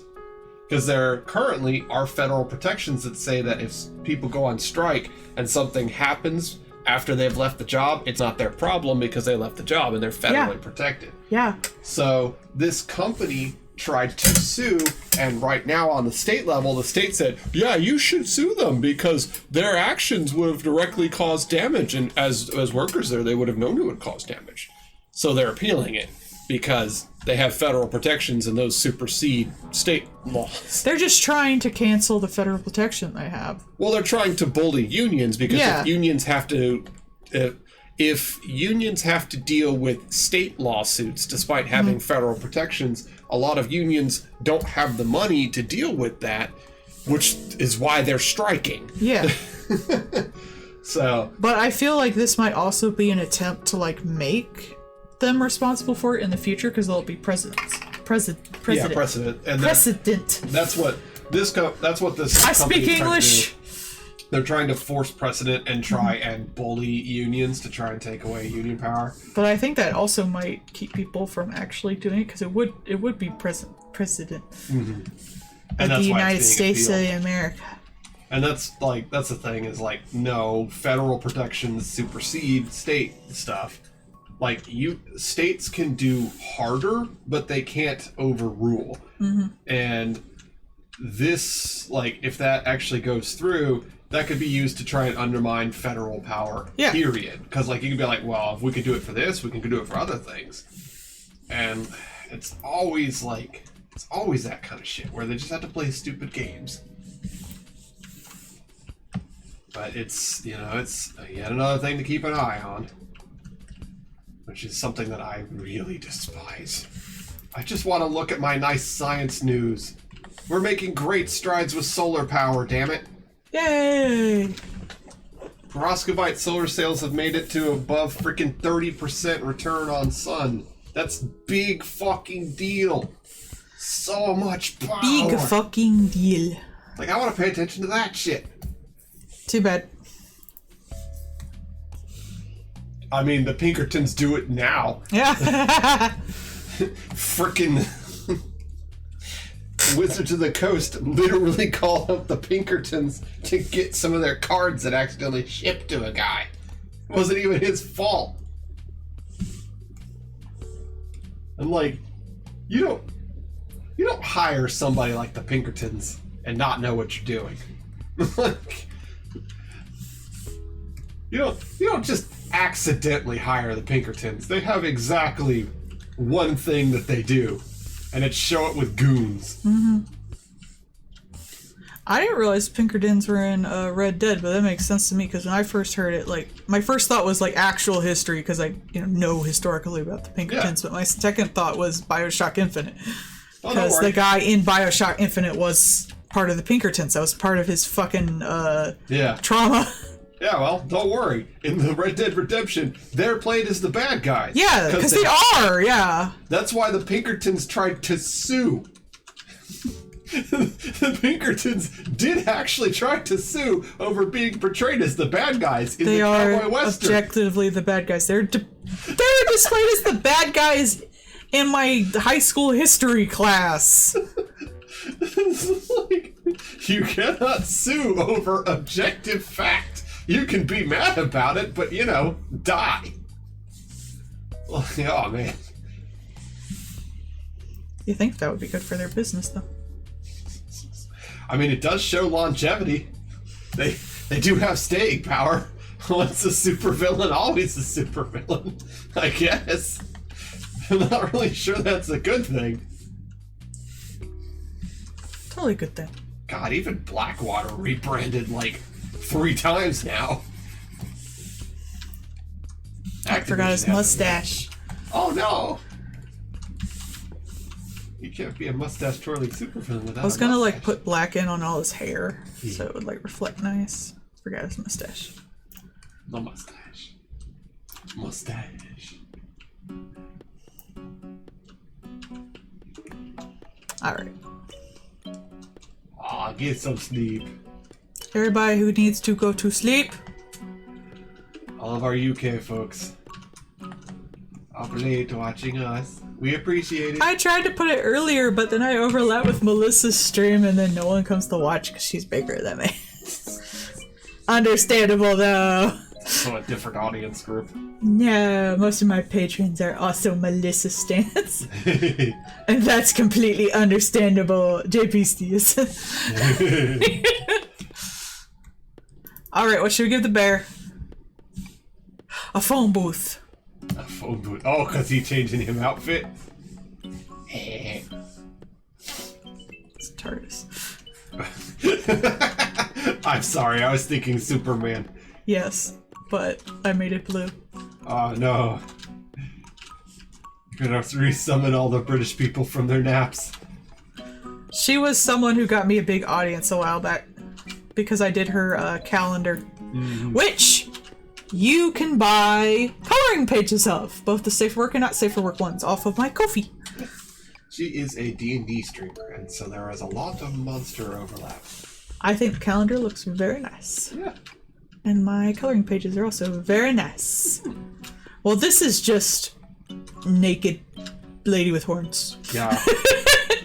Red lady with thick tail. Yes.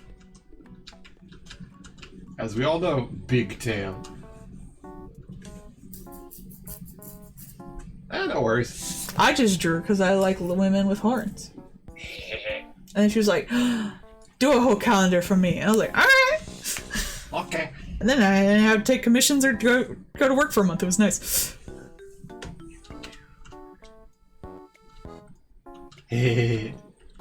I mean, you've seen her art. You know this to be true, Beastie. Yes. I was literally drawing one before we started this, actually. I was hoping to get the line work in before I was done, but I didn't. I didn't. Because you were drawing the lady. Yeah. I didn't finish her hair. Darn shame.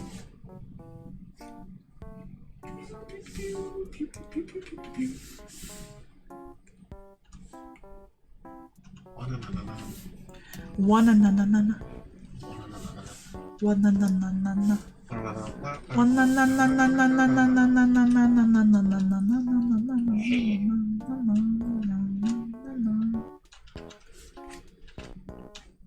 Yes, Pixel, this is the meme that exactly describes you.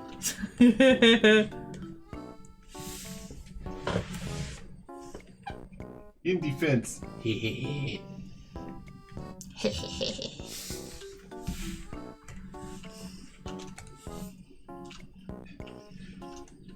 In my defense, somehow sends Anya face as text. Should make an Anya face emoji. A little Anya face ASCII would be adorable, actually. It would, yeah. I wish, like, out of all the AI bullshit we don't have something that can turn stuff into ASCII pictures. I know, right? I need an ASCII translator. Yeah. I want an ASCII brush so bad, because I'd love to, like, do it for, like, people, like, digital stuff. Mm-hmm.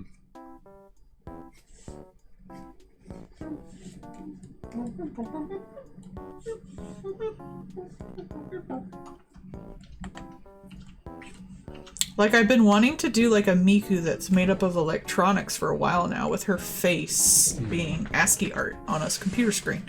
Oh. But, I can't do ASCII art.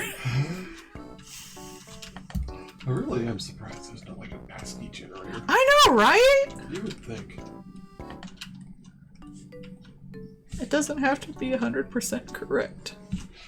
Just go on Scab and be like, can somebody make ASCII art of this? Yeah, like out of all the things. I guess ASCII art isn't as big anymore to begin with. Guess some titties. I do like your titties. I know, honey. I think the world knows at this point. If not, they weren't listening.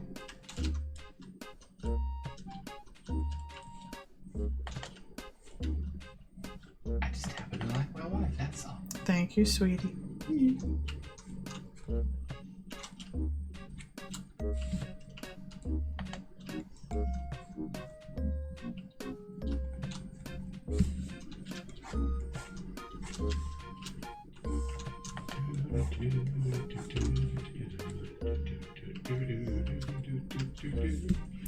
No, I gave her man arms.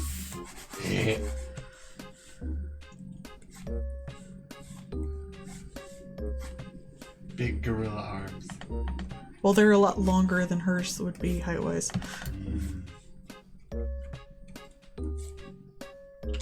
Because she's a goblin. Yes. She's also, small. At the very least, not man-sized. Assigned goblin proportions. Yes.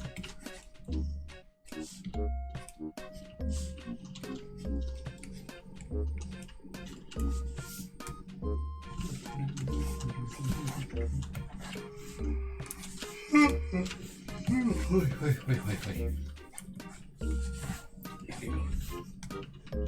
You sleepy, baby? Oh, but Who's a sleepy baby? Yeah, you're a sleepy baby, yeah. I'm forces. Uh-huh.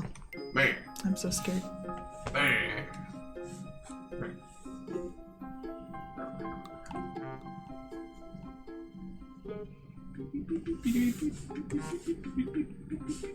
Right. Dog. Sit down. Drag.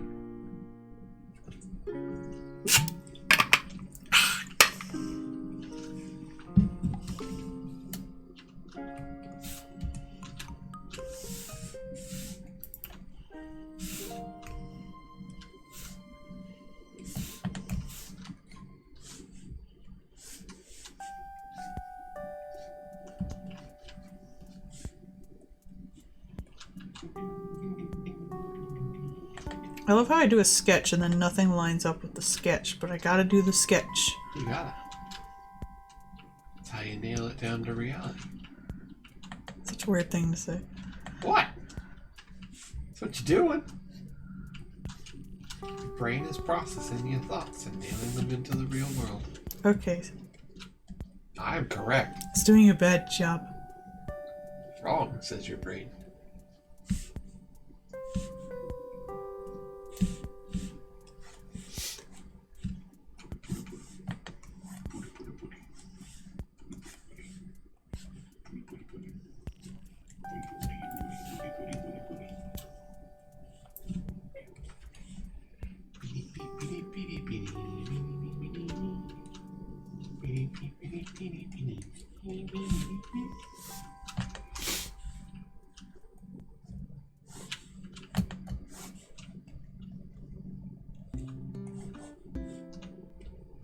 I wonder what they're gonna do with the new Spider-Man movie. Oh, I did see that the next Spider-Verse movie is only 1 year away. Oh, so they probably got all the writing stuff out before the writer's strike then. Yeah, they probably were already working on a lot of it. Yeah. Over the course of doing this one. Probably why it took so long. Mm-hmm. But yeah, apparently it's only it's like March 2024. Dang, that's soon. Yeah, so it's gonna be 1 year. Because that was something I was worried about. Yeah. Obviously I want the writers to strike, Correct. but the reason I like the Spider-Verse so much is it just feels like a bunch of artists and writers and designers all just going ham with money, and yeah. if it doesn't have that vibe to it, I don't want it. Mm-hmm. That's been a thing. Like, it really feels well written in Spider-Punk. I still love my Gwen. Yeah. Yeah, Spider-Punk was hilarious. They did such a great job with how he did look so good. Yeah. We were both so excited when it got to the Bollywood Spider-Verse. Yeah. Here's where the British Museum stole all our stuff. I've never seen them so emotional. So cute. Ah, God. But it was so well done. It was so well written. It was fun. The art styling was awesome. They're so good with the characters that even only having the characters on there for a few minutes, they're so good at expressing them. None of the characters feel like they're that got any screen time felt like they were underutilized. Yeah, I mean, even just look at the cyborg Spider-Woman. Yeah. That big freaking tank wall of a lady. Like, even though she was there for like a couple seconds to shoot the web cannon, like, you still recognize her immediately, and she's so recognizable they made a toy of her before the freaking movie even came out. Like, bruh. They did such good design work in that.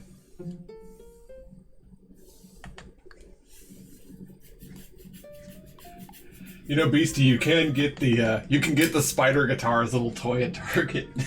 I didn't really like the toy though. It wasn't cute. Yeah, it just plays guitar music. I want a Spider-Gwen plushie.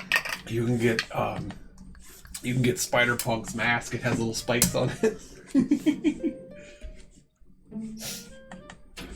God, I wonder what Halloween's gonna be like this year with the Spider-Verse So many stuff. spiders! Why, yes, every Spider OC is canon. Why wouldn't it be? Just like Homestuck. Yes. Someone did say, since there's a new Spider-Verse, are we bringing back Spider-Sonas? And I'm like, go off, yes! I've been seeing nothing but Spider-Sonas all day today. Woo! It's been great. You should do it. No. You should do it. No. I did last time as Man Spider, which is already a joke in the comics. Spider Octopus. No. Sea Spider. What spider are you? Water spider. Wet. Your webbing is just like multicolored ink.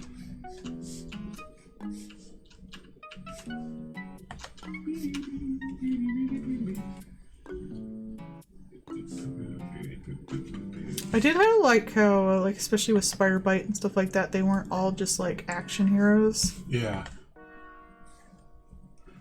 Well, it gives them very like distinct looks and distinct personalities and stuff, and everybody, you know, like even the big mech that has the little gal in it. Yeah. Penny Perk. Yeah.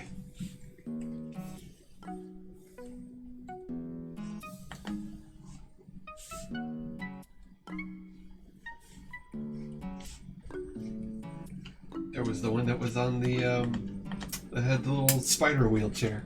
Yeah. That was banging. Do you think it's used as a crutch? Get it? Crutch? Wax him with it. God, that was such a Spider-Man thing to do. I know, right? And they did a good job with that. Usually I can't stand that shit. Like, I almost stopped playing the video game because of that crap.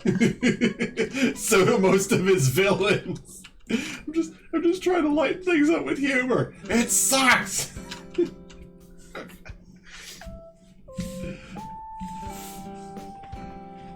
You've made me who I am. I don't even know who you are. Are you like the villain of the week? Look, I'm sorry for calling you a villain of the week. Yeah, the Eldritch spot. Like, that kind of got me a bit. I was like, ooh. Yeah. But I can't draw it. Like, it's beyond my ability. Dark spot rustled her jimmies. Why would it not? Look at him! He's all eldritched and having multi-heads and no real form. Like, that's nice. I like that. Existing non-linearly. Yes, please. Hello, ma'am. I'm existing non-linearly.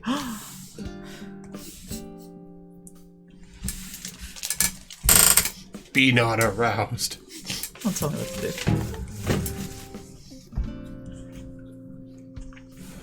Look, I kind of have a type. It's true. Indescribable. I could be attracted to that vampire guy if they had showed his teeth more. And I only one shot, and it's in silhouette. It's like, show And me his them claws. choppers. Show them to me, boy. He has a figure coming out right now. I saw it on my Big Bad Toy Store look around. And it glows, I forget if it's like glow in the dark or black light, and all the like tech will glow on his suit. Looks real nice. Oh, that's lovely, yeah. They also have a Miles with the full spider suit actually like on the figure. Oh, neat. So you don't see the joints and stuff, which is really nice. And he comes with his casual clothes, which also look lovely.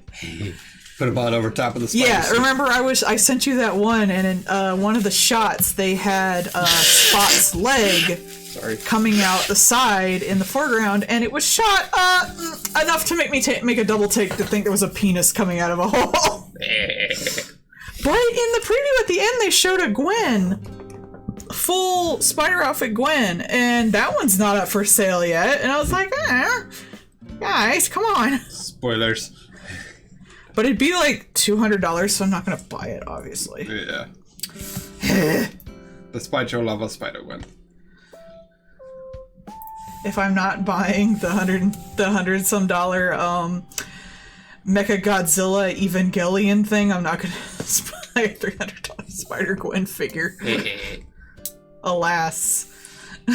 Yeah, the Shin Mecha is pretty fucking Oh, it's cool. so cool! I know no one will ever buy it, but I had to put it up there just in case someone ever took pity on my weeb ass. Oops. That was the fact that they did like an actual little tokusatsu chunk for that Shin bullshit is hilarious to me. Like that means they had to make the suit. Yes. They spent real money to make the Shinkusatsu suit. Japan's just like that, bro. They don't half-ass shit. They do not. They should, but they don't. No, we haven't seen in the Spider-Verse. We haven't seen the Sentai Spider-Man with the mech. I don't know if they have rights to that. Well, he's been in the comics, so yes. I don't know. Sony might not. Because that's in the comics. That's not in moving film, which is sometimes entirely different sets of rights. True. Like the X-Men and stuff like that. People are like, why are the X-Men not in any of the Marvel movies? Because they didn't own the X-Men. Yeah, but it's in Marvel's like Disney didn't own X-Men. Yeah, they split the rights on that. Yeah. Like there's a lot more going on in all this shit than just who created what. Yeah. The creators of fucking Superman never got their dues on their stuff. Like this happens all the time. Yeah, especially when they didn't think they'd make any money off of some of those things, so they just sold off the rights to any old idiot, and then those things get handed from person to person. That's the thing. Like it's when people aren't paying attention or micromanaging shit. So that's when good shit gets made. That's always been my opinion. I still think like rights. Look at Venom. Yeah, for sure. I think rights ownership is fucking hysterical too, because like, look at Double Dragon. It's like that's why we got some of the Double Dragon games, is because like. Hi, Snooky. Hello. Like some of those were just because like 3 separate companies all claimed that they had the rights to Double Dragon at the same time. I have the rights to Double Dragon. You might. It's just as likely as anybody else. You fools, it was me all along. Where's my fox pattern?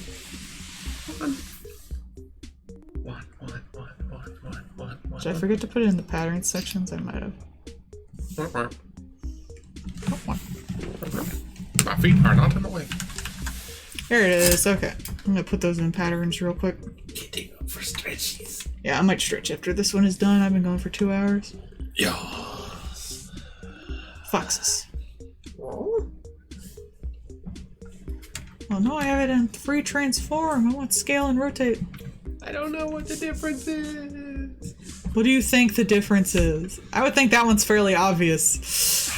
One is you can pull it to make it wibbly, and the other one is just pull it certain directions to make it change its sizes overall. That'll work. Wibbly is a technical term, right? Yes. Hey. Oh, that was Steve telling me the weather. I don't care about the weather. I'm indoors. Just mark it as don't send notification. I like the weather during the day. Well, then look at it during the day. I don't get weather notifications. Look at the stupid app.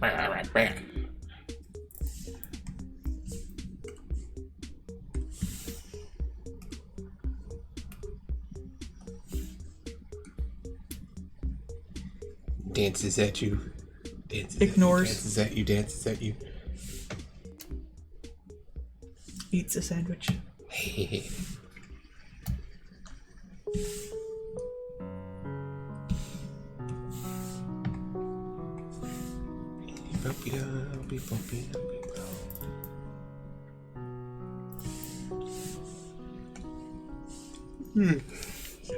Would you like a snack or anything?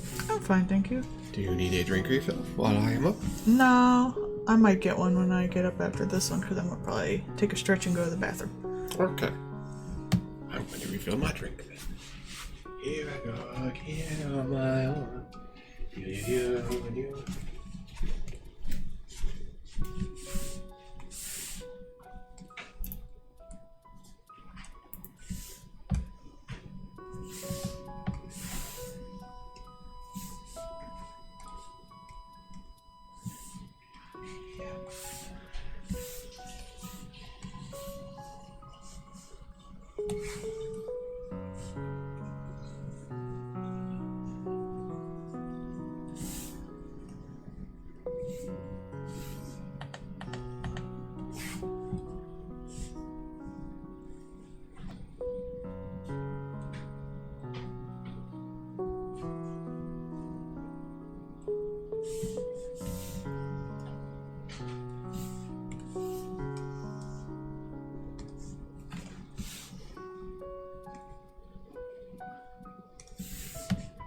Get my smoke brush.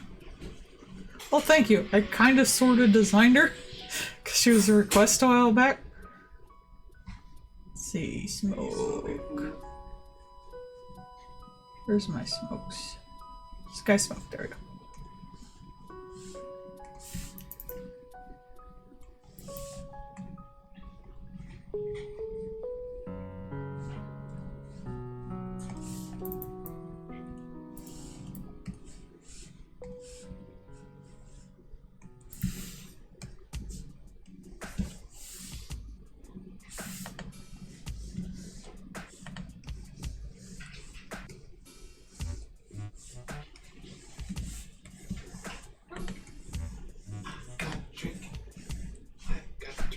You've got a drink? I have stood up and now I need to fill. Haha. Suffer. Have a bit there. Uh-huh.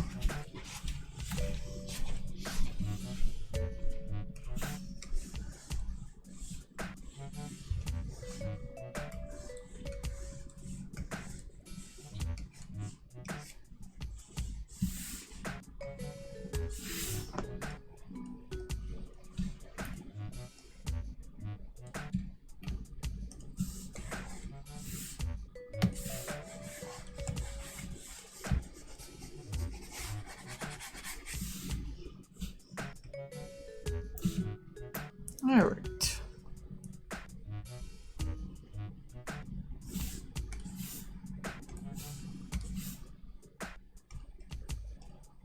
Combine all the background layers.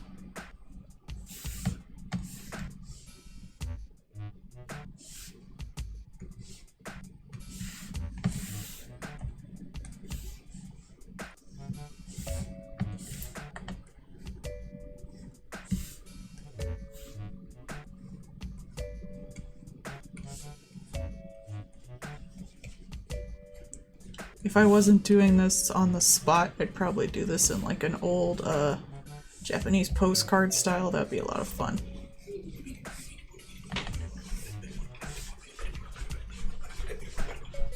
Oh, Hi, honey.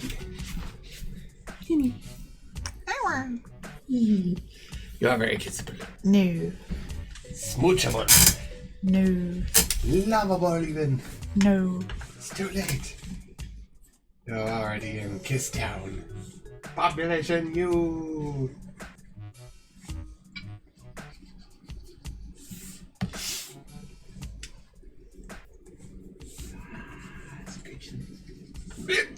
Scusi. Gazoon tape. That was a hiccup. So is that. After pizza hiccups. Yeah, you ate a lot more pizza than me. Let's go pizza. But I guess you don't have it for work tomorrow because you're not going to work tomorrow. Yeah. But tomorrow I'm off. Take a little nap. Do laundry. Probably go grocery shopping. We can get a few things.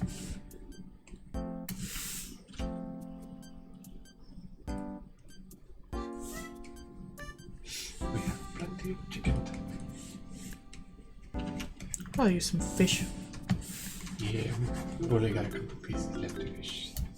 Will we get breaded fish this time, or are we gonna get like fishy fish to like oven bake? I don't know. Guess we'll see what's on coupon. True that.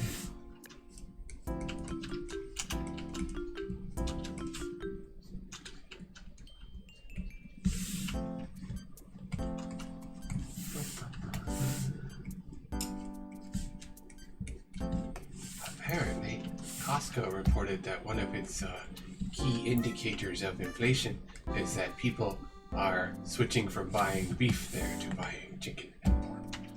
I imagine it's cheaper. Yeah. It's kind of one of those things that it's interesting to like watch certain types of things like that because like it's stuff that you don't think about, but it's clear indicator of other things kind of deal, right? So like yeah, of course beef is more expensive than chicken or pork, but like the how much people are changing over because like in the case of Costco or BJ's or stuff like that, they have all your purchase data. So they can literally see how many people are converting over to different stuff. Looks like his face. It do. Stole her whole line work. You really liked that when the when Spot went into the other thing. Yeah, because he was only he had like his sketch layer under there. His skin was semi-transparent. That really rustled your art, Jimmy. I thought it was really cool. It was a great way to show he was like out of bounds of the universe. Yeah. Hello, my name's Spot, and this is a speed run for alternate realities. Oh, I was just having an orgasm the whole movie, so let's face it. You were. I mean, even just like the simple thing when he kicked his own ass and like there was a scuff mark on his butt. Like that was just fucking funny. But that was like a little touch for no reason. Like it was there for like, oh, he kicked him on butt.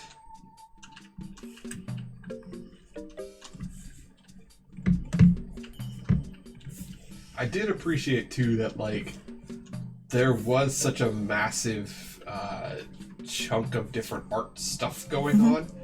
So paying attention to the art stuff also gave you like reveals ahead of time.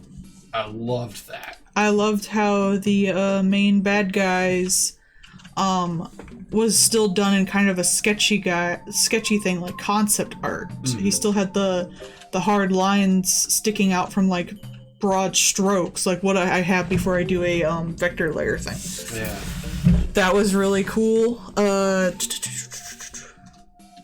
to think of some other stuff. The fact that Spider-Punk's guitar, when it wasn't in active use, like all of him had like the cutout effect around him, but the guitars tended to stay in one perspective, like it was a literal cutout on the 3D model, which I thought was a great idea. Because it was a 3D model, but that means they basically had to take the physics out of it, more or less. Yeah, it looked like a taped on JPEG. Yeah! Like you put a sticker on your cool guy. Alright. That is 3. What should we give to Bar? You got the TARDIS, right? So he needs a companion. That's how that works. TARDIS always had a companion. Batman. Or fish sticks and custard, one or the other. Mickey Mouse ears. Hey. You're going Disney World. Disney World. Disney World. Disney World. Alright, I am going to go to the bathroom. I'll entertain I will y'all. be right back. Hello, I am the entertainment while she's going fiddle. Shut the fuck up. That was me dancing in my chair. Kiss.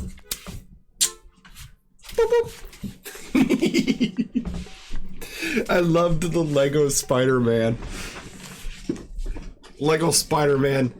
Not best Spider-Man, but still one of the best Spider-Mans there. Lego Spider-Man don't got hands to touch the watch. Has to just go boop boop and it turns on. Best joke. But seriously, everybody go see Spider-Verse. It's a good-ass movie. I hope it does well. I think this is its first weekend, technically, since it came out on a Thursday. Hey, Mickey Mouse ears. But yes, everybody go see Spider-Verse. Very good movie. You will like. If you liked the first one, it's the first one, but better in all ways. There you go. Plus, it's fucking gorgeous. I don't even know half the art stuff, so I'm sure that I missed a lot of neat things that the wife was probably having a blast with. Yeah. I saw at the end that it said that it was like a specific person that did the Lego Spider-Man ones, so that was pretty funny. Because, like, it really was, like, the Spider-Verse stuff, like, the Lego Spider-Man thing was done really well. I liked the Ailey Boogle. But, like, super smooth transitions for all the stuff, and the way the Lego things moved was really nice. Like, it was fun. That's actually one of my favorite, one of the best epic rap battle ones was the one where they did it in Legos. Same thing. It looked and moved amazing. There was actually quite a few times where the art styles were changing in some of the stuff in the Spider-Verse movie, and it was they would move or do things in a certain way that immediately stands out to you, but it was also done deliberately to catch your eye, like when stuff moved at different frame rates or things like that. So that was super cool. And their sense of timing on stuff, I talked with the wife about this. There is a part where Miles says something, and the timing of it is such that Miles says it, there's enough time for the audience to catch what he just said, then the dad catches what he just said, and then the mom reacts. So you have that, him saying it, the audience going, ooh, and then the dad going, ooh, and leaning away, and then the mom just like looking at him as he's about to get la chancla. Like, oh, but like their timing on stuff was friggin' great. And that's good writing. Yeah. Without any spoilers, Miles says whatever to his mom. His mom didn't take it good. But he's like, whatever. And the audience has time to go, ooh, and then the dad leans away from his wife. So it's just like, oh no. It's so fucking good.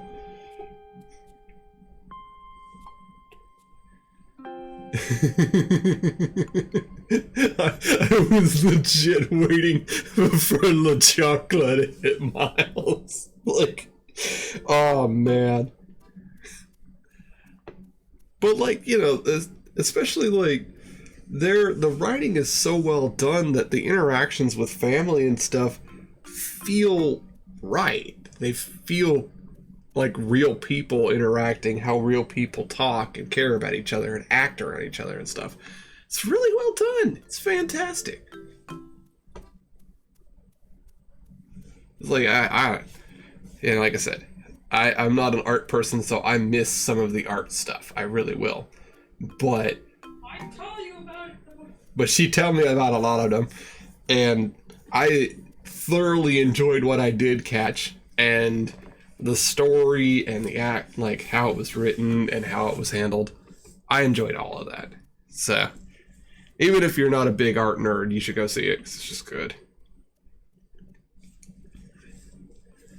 And like, 'cause they're, you know, like they show in the commercials all of the stuff of like, and he's got a B- in Spanish, and the mom looks like she's about to he start, like his spider sense should be going off with the look that she gives him.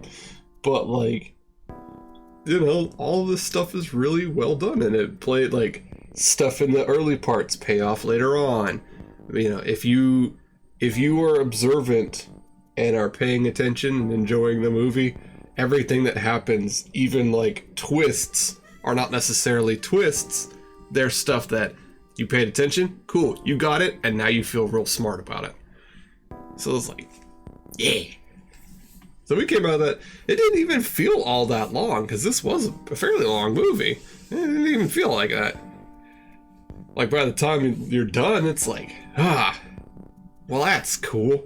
I'm a little tired, but like it didn't feel like it dragged on. Like some movies, when they're like 2.5, 3 hours long, you're like, ugh. Yeah, you're tapped out by the end, and it feels like they could have taken a half hour or an hour out of the movie and been fine. That one? Nah. So well paced that by the time you get to the end, it's done. And they are doing, like, it is a 2-parter, but it doesn't feel like they stretch stuff out to make it into that. It feels like they did what they wanted to do and paced it well, and the second one, like, it was its own thing, but the second one like finished. they fit in as much as they could manage without making it annoying. Yeah, very much so. It feels like they were so excited to do everything. They had to make choices, but damn, did they not want to? Yeah, it didn't feel like they crammed in stuff to like pad.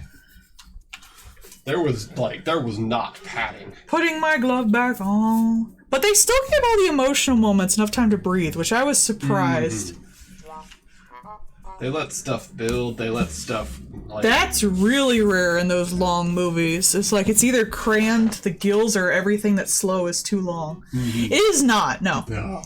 The writing is so good, nothing really feels out of place in it, honestly. Like, that, I was surprised how good the writing was, honestly. You know, honestly, the only time you would even qualify something as exposition was a villain monologue. Yeah, and whenever someone does get really exposition, they're like, shut the fuck up.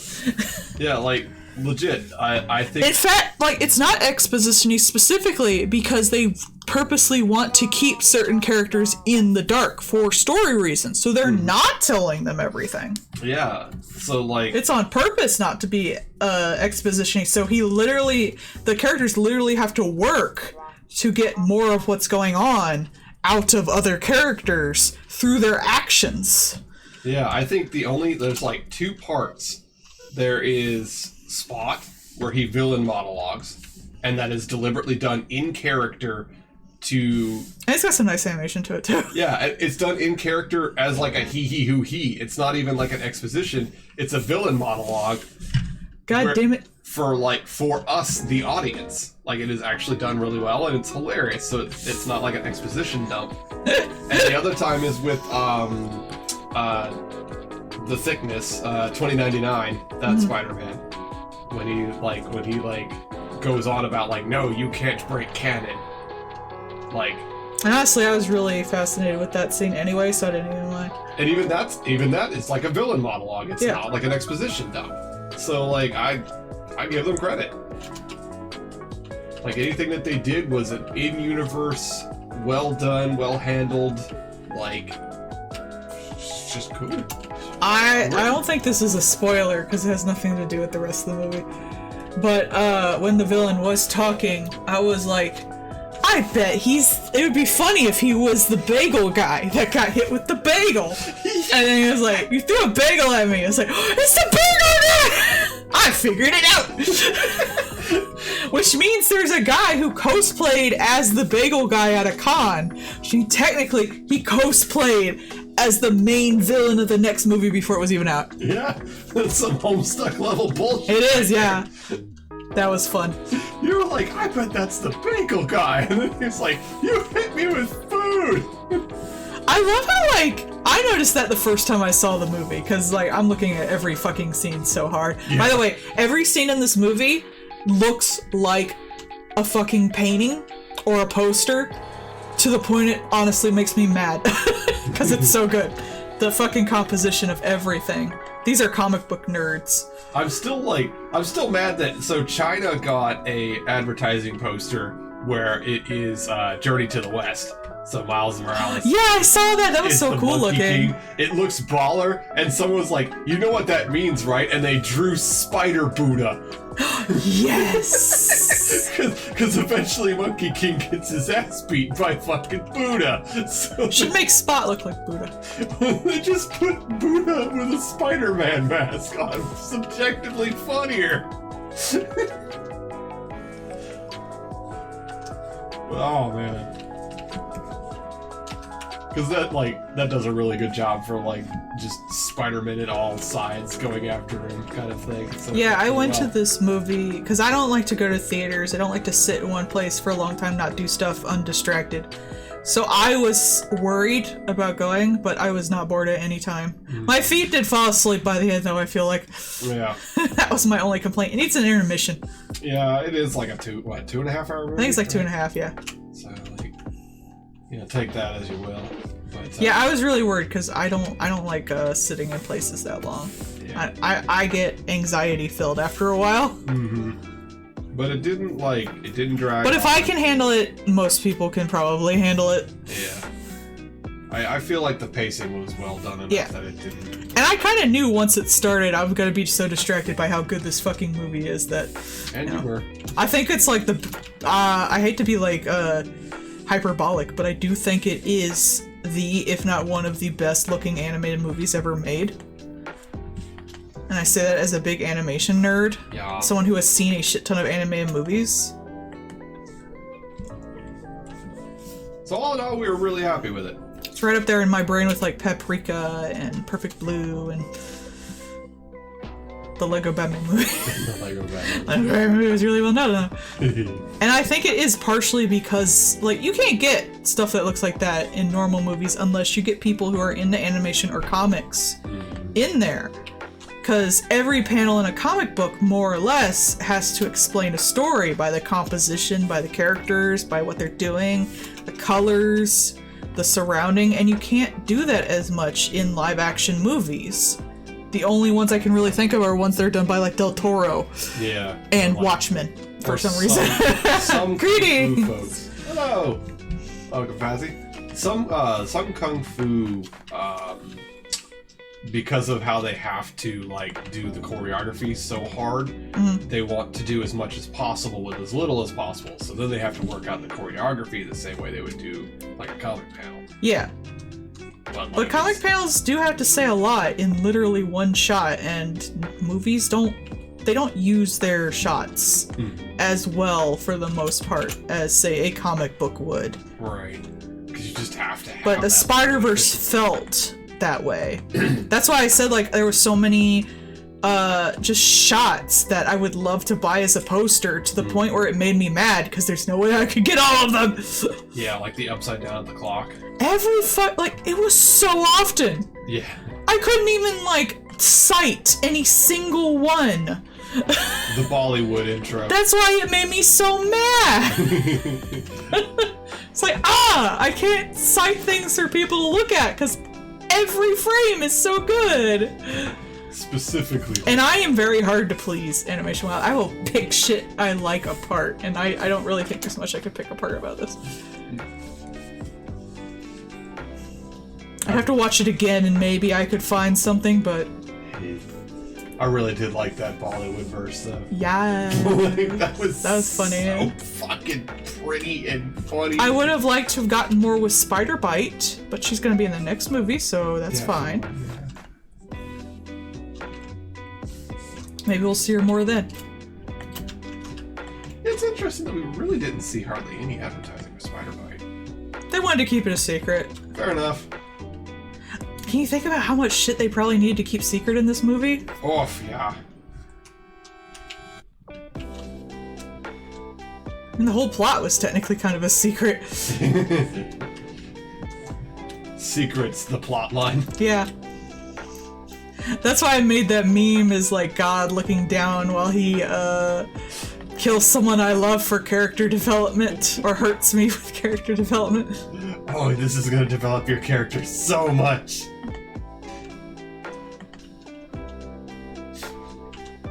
And Miles is like, no! I want to have character development! Runs away.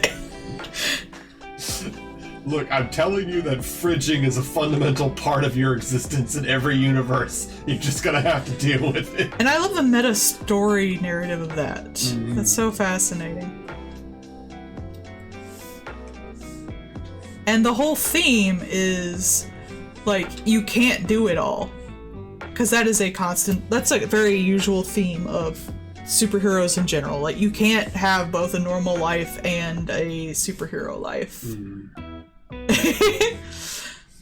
That is, like, a common thing in superhero narratives. But the fact that it is so literally tied to the actual construction of the story is such a interesting thing to me. It's like, I can do both. We have literally spent a whole movie talking about how you can't. And Gwen's relationship, she wanted both. She wanted to, like, have the world and Miles, but she can't. She was so sad in this. Yeah. So was Peter B. I mean, he's sad most of the time for He wasn't all that sad, though. Like, he wasn't as sad, but oh my god, the lines he had with Miles was so sweet. Yeah. Literally just spending his time trying to be a dad and also tell him that he was a good boy. It's like, I had her because of you. So sweet. It's like, you're responsible. Like, they spent the whole, like, movie keeping him in the dark and stuff, knowing that his very existence caused trouble, but they still wanted it two ways because they loved him as a person. Peter loves him as a father figure, and Gwen loves him as like her only friend who understands what she's going through, and as a love interest if the comics has showed us anything.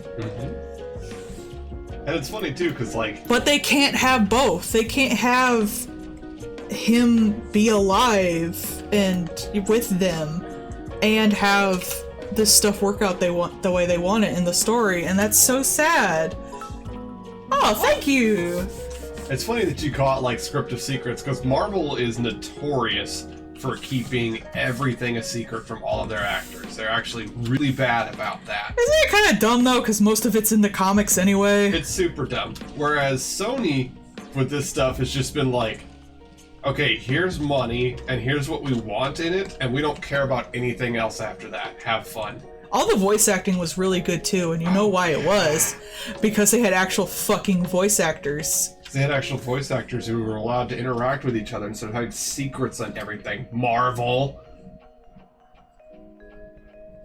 I don't see why they can't tell the actors. Because they want to avoid spoilers. They don't want anything to They just don't know out. what's gonna happen. Like, the actors are gonna have to act knowing their secrets. I mean, Tom Holland does spoil everything for everybody. Yeah. He does kind of have a blabbermouth, but But not everyone's Tom Holland. And you know what? Actors need to act. Yeah. If they don't know what's going on, they're never going to do as good a scene as if they do act with each other. And I will continue my fucking argument that if spoilers ruin the entire thing for you, it was not probably a good thing to begin with. Yeah. If the twists are the only thing that you fucking remember about something, that was not good writing. And heck, the twists in this were really well done and really well telegraphed. If you had told me beforehand, though, I would have enjoyed the movie just as much. Like, they are, you know, well done and shocking, but also you are given all of the pieces. People are so horny for Miguel. Oh, extremely. So horny. Oh my god. I mean, I'm gonna need to see more teeth. Okay, I'm gonna need to see more teeth before he fully gets me, okay? Also, I hope the one on the motorcycle has her baby before the end of the series. I wanna see baby. Yeah. Mayday was so cute too. And she was in just enough to not be annoying too. Little baby. When it wasn't her time to do anything, she was not annoying, and I really love that. It was good, great job.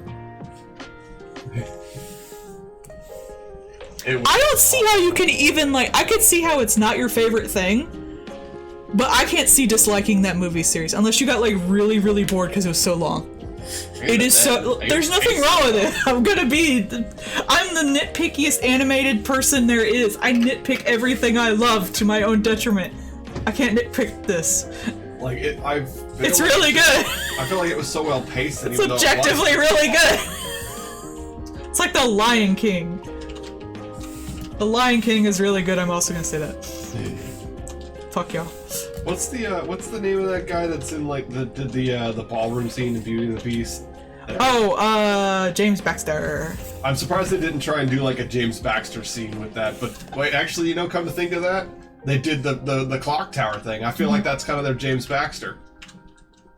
When they did the rotate, so they were upside down. It's fine not having twists spoiled for you, and that will change how you feel it, but I feel like if, like, it ruins the entire thing, I don't think the thing was good enough to begin with. Yeah. Like, I feel it can change the way you see stuff. Like, when I played Amori for the second time, knowing the spoilers of Amori, which I don't think is so much spoilers anymore, it did entirely change the way I saw everything, but it did not change the amount of enjoyment I had. It just made me see it in a different light. And if you don't want to not be able to see things in that, like, unknowing light, then I can totally see that. Yeah. Like Madoka. I don't think you can really see Madoka without it spoiled. Apparently you can see Evangelion without it spoiled, though. I did not know that. There's a guy at my old work who's like, hey, you like anime? I just started watching Evangelion. I was like, whew! Really? He was not, because it got on Netflix a while back. That was around the time it first got on Netflix. Oh, yeah. And I was like, oh, you haven't, and then I was like, I started talking about stuff at the end. It's like, yeah, this stuff is so weird. It's like, it doesn't really seem that weird to me. I'm like, where are you? Like, oh, I'm like on episode 4. It's like, oh my god. How far in are you? Okay, yeah. And then he came back later, he's like, I watched the end. Just so exhausted. It's like, yeah, you did, didn't ya? Like, yeah, well, I see that. I didn't tell him about it. Yeah. And That's something you need to experience yourself, buddy. And like I understand like not wanting to be spoiled because you want to have that change. Yeah. That is definitely an interesting part. But if it's well written, it's going to be good whether you're spoiled or not. Agreed. And in this one, I just hate it when people say, like, it's ruined, quote unquote, because it's not ruined if it's good. It's still enjoyable. Yeah, and It's just not the same, which, if you specifically wanted that experience, I guess you considered ruin it. We had that argument a while ago, but that's just, like, semantics. and I think like But I don't think it's something if it's, like, objectively not enjoyable when you know the spoilers, I do not think it's a good piece of media. That is my opinion. It'll be differently enjoyable. right. And that's what this one like. This one, the stuff that happens is so well telegraphed and so well paced. It's not like, haha, I figured it out. I It's did, like, yeah. You feel right. It feels good to have figured it out because you were paying attention and watching it. And it's not drip fed to you, and it's not like, oh, what a twist. It's just good. What I think is if it's a good twist, then you should want to watch the thing again or play the game again or think about it more. And you get a double experience. Yeah, and you people get to have analyze things in different ways. But if you know the twist and you can never watch it at all now, then it was probably not well written to begin with. Right. You know, like Soma. Once you've played through Soma and you go back to the second time, like, that's gonna be an entirely different feel. I don't really want to go back through for Soma. I liked it as, I love the plot, but, like, I feel like I got my full experience out of it. Because you get spoiled on what's going on, like, only a third way through the game. Yeah. But like, I'm trying to think of other good examples of where like something is completely. Yeah, can you name anything that's totally not worth it if, like, the twist is known? Like, Because that's what I'm talking about. If a piece of media is entirely not worth it, if you know the twist, I don't think it was a good piece of media. yeah. I guess, like, I'm trying to even think, because, like, even something like Enter the Gungeon, which does drastically change when you find everything out. Like, Well, then it even wasn't still- a good mystery, I would think. Well, even still, like, it's still enjoyable because now you can see the pieces that you were fed in a different light. Yeah, that's how a good mystery should end. It's like, oh well, now I need to, like, re-examine all the things I saw and stuff like that. So I'm talking about something like you watch the first time and then once it's like you know the answer, you never watch it again. Yeah, because even Event Horizon, like, finding out what's going on. Oh, you never find out what happens in Event Horizon. Well, apparently they're going to do a TV show. Hehe. I am This is gonna be so weird. There was that one sci-fi one where, like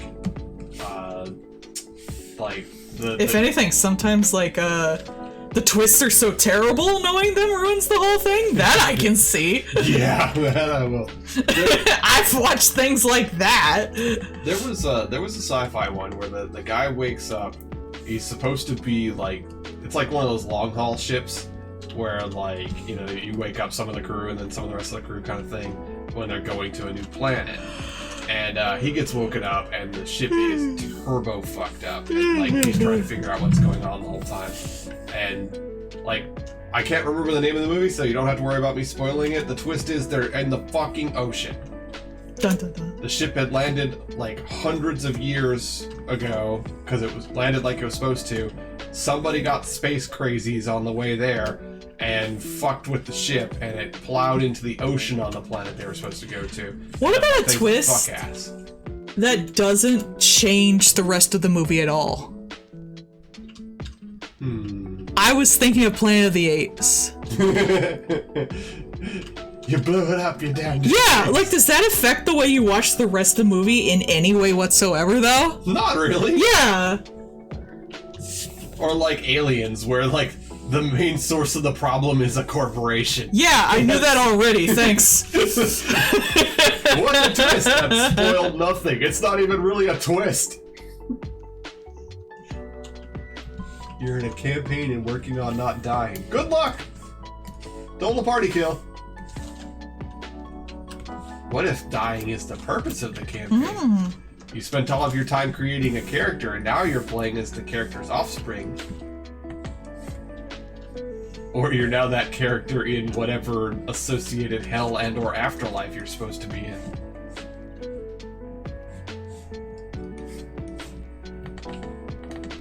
It's another movie where the twist just doesn't affect the rest of it. Home Alone. What is the twist in Home Alone? The child's a sociopath with That's not a MacGyver twist, level of honey. That's the tools? whole movie.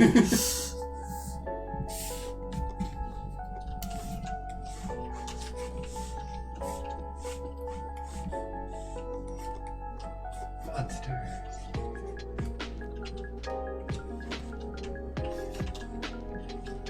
The twist in Hades is that you'll keep getting your ass kicked over and over by your dad. No, you don't. You kick his ass sometimes. Oh hey, yeah, there you go. What about the twist of when you make it to the when you make it to the surface and just fucking die? That was funny. That wasn't really a twist, though. I mean, What's a twist that made a movie objectively worse? a lot of M. Night Shyamalan. It's true. Okay, I would say The Happening, but I totally predicted the twist of The Happening while we first watched it. Was that the tree one? Yeah, it's the one where plants killing people. Because I remembered back to a book by the person who wrote A Wrinkle in Time, where they were actually talking about how plants respond to stimuli and shit like that. And I was like, what if the fucking plants are killing everybody? Because they're just tired of being fucking fucked with. And then afterwards they were like, the plants are killing everybody. I was like, no shit, Sherlock, I figured that out like 2 minutes into the damn movie.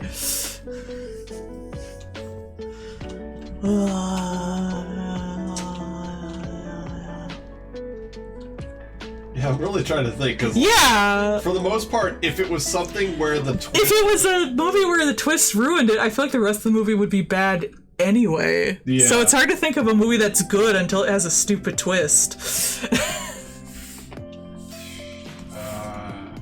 Yeah, because most of the stuff that I like is either like, or even like Train to Busan, where like, you know, it has kind of a dour ending, but it's also right for it. So even that, like, I don't feel worsens it if you know the ending, because the journey there is still incredibly enjoyable. Which is weird because it's zombies on a train. I feel like I've played games before where the ending was so shit it ruined the rest of it. Halo. I don't know, I've never played Halo. Honestly, like, no, you don't really need to know anything about Halo other I don't than care. Shoot man, go shooty. I do not care. You know, actually, I would say that some of the twists in Warframe would be less enjoyable if you knew about them ahead of time. I think that experiencing some of the stuff in Warframe, going from the state that you are in when you first start playing the game, if you can go from that to experiencing some of the events without spoilers, is an objectively better experience because of it. But even if you did know ahead of time, those beats hit like a fucking Mack truck. So I don't think it would ruin it. I do agree with BC that it would lessen that experience because the transformation itself is enjoyable. But now we will need to think of movies or games that were ruined by their twist. Yeah. They were objectively worse because of it. Like, that just brings fun questions.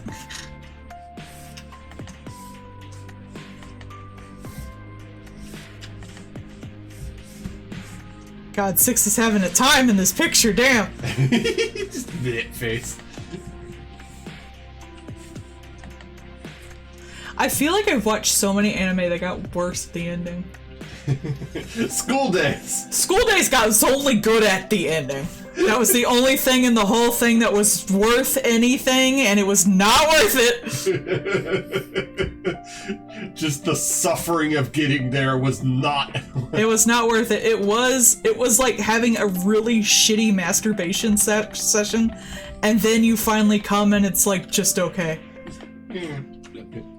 Hell, it could be the best cum you ever had, but that masturbation session was so shitty it doesn't even help. That's what the end of School Days feels like. Just suffering from start to finish. Maybe Promised Neverland. Ooh, the second season. Y'all still. Oh, get even mad just about- like the series itself. Like, I feel it doesn't live up to its front, but like, it's not really. There's not really a lot of spoilers after they get out, except like their third friend, I guess. But I kind of figured that wasn't really a spoiler.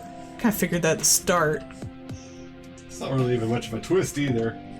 Like, it's pretty well like given to you right off the bat. Like I guess the premise twist it. of like what's going on outside would affect your first watching. But I think it's still just a great series, even if you know that, though, because it's not about what the answer is. It's about their journey to get the answer. Yeah.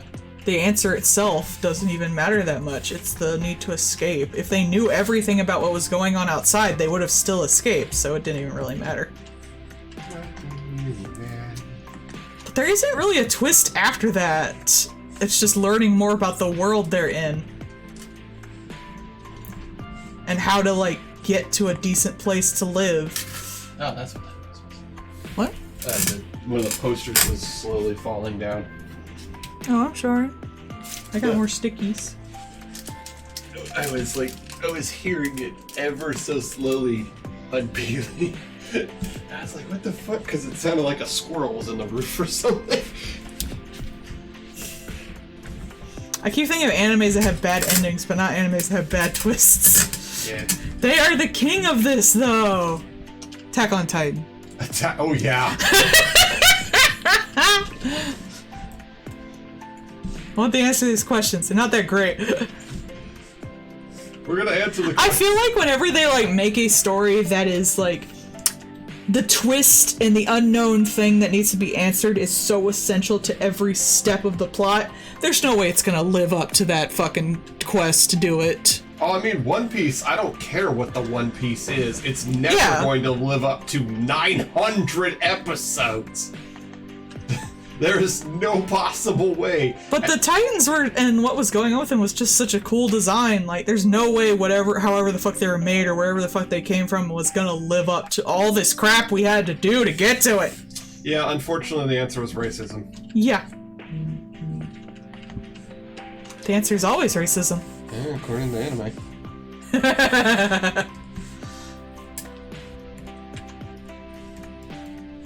I'm sure there's some 80s anime that has a horrible fucking twist that makes the movie twice as worse. If anything does, it's a fucking 80s anime. Well, yeah. Deja vu.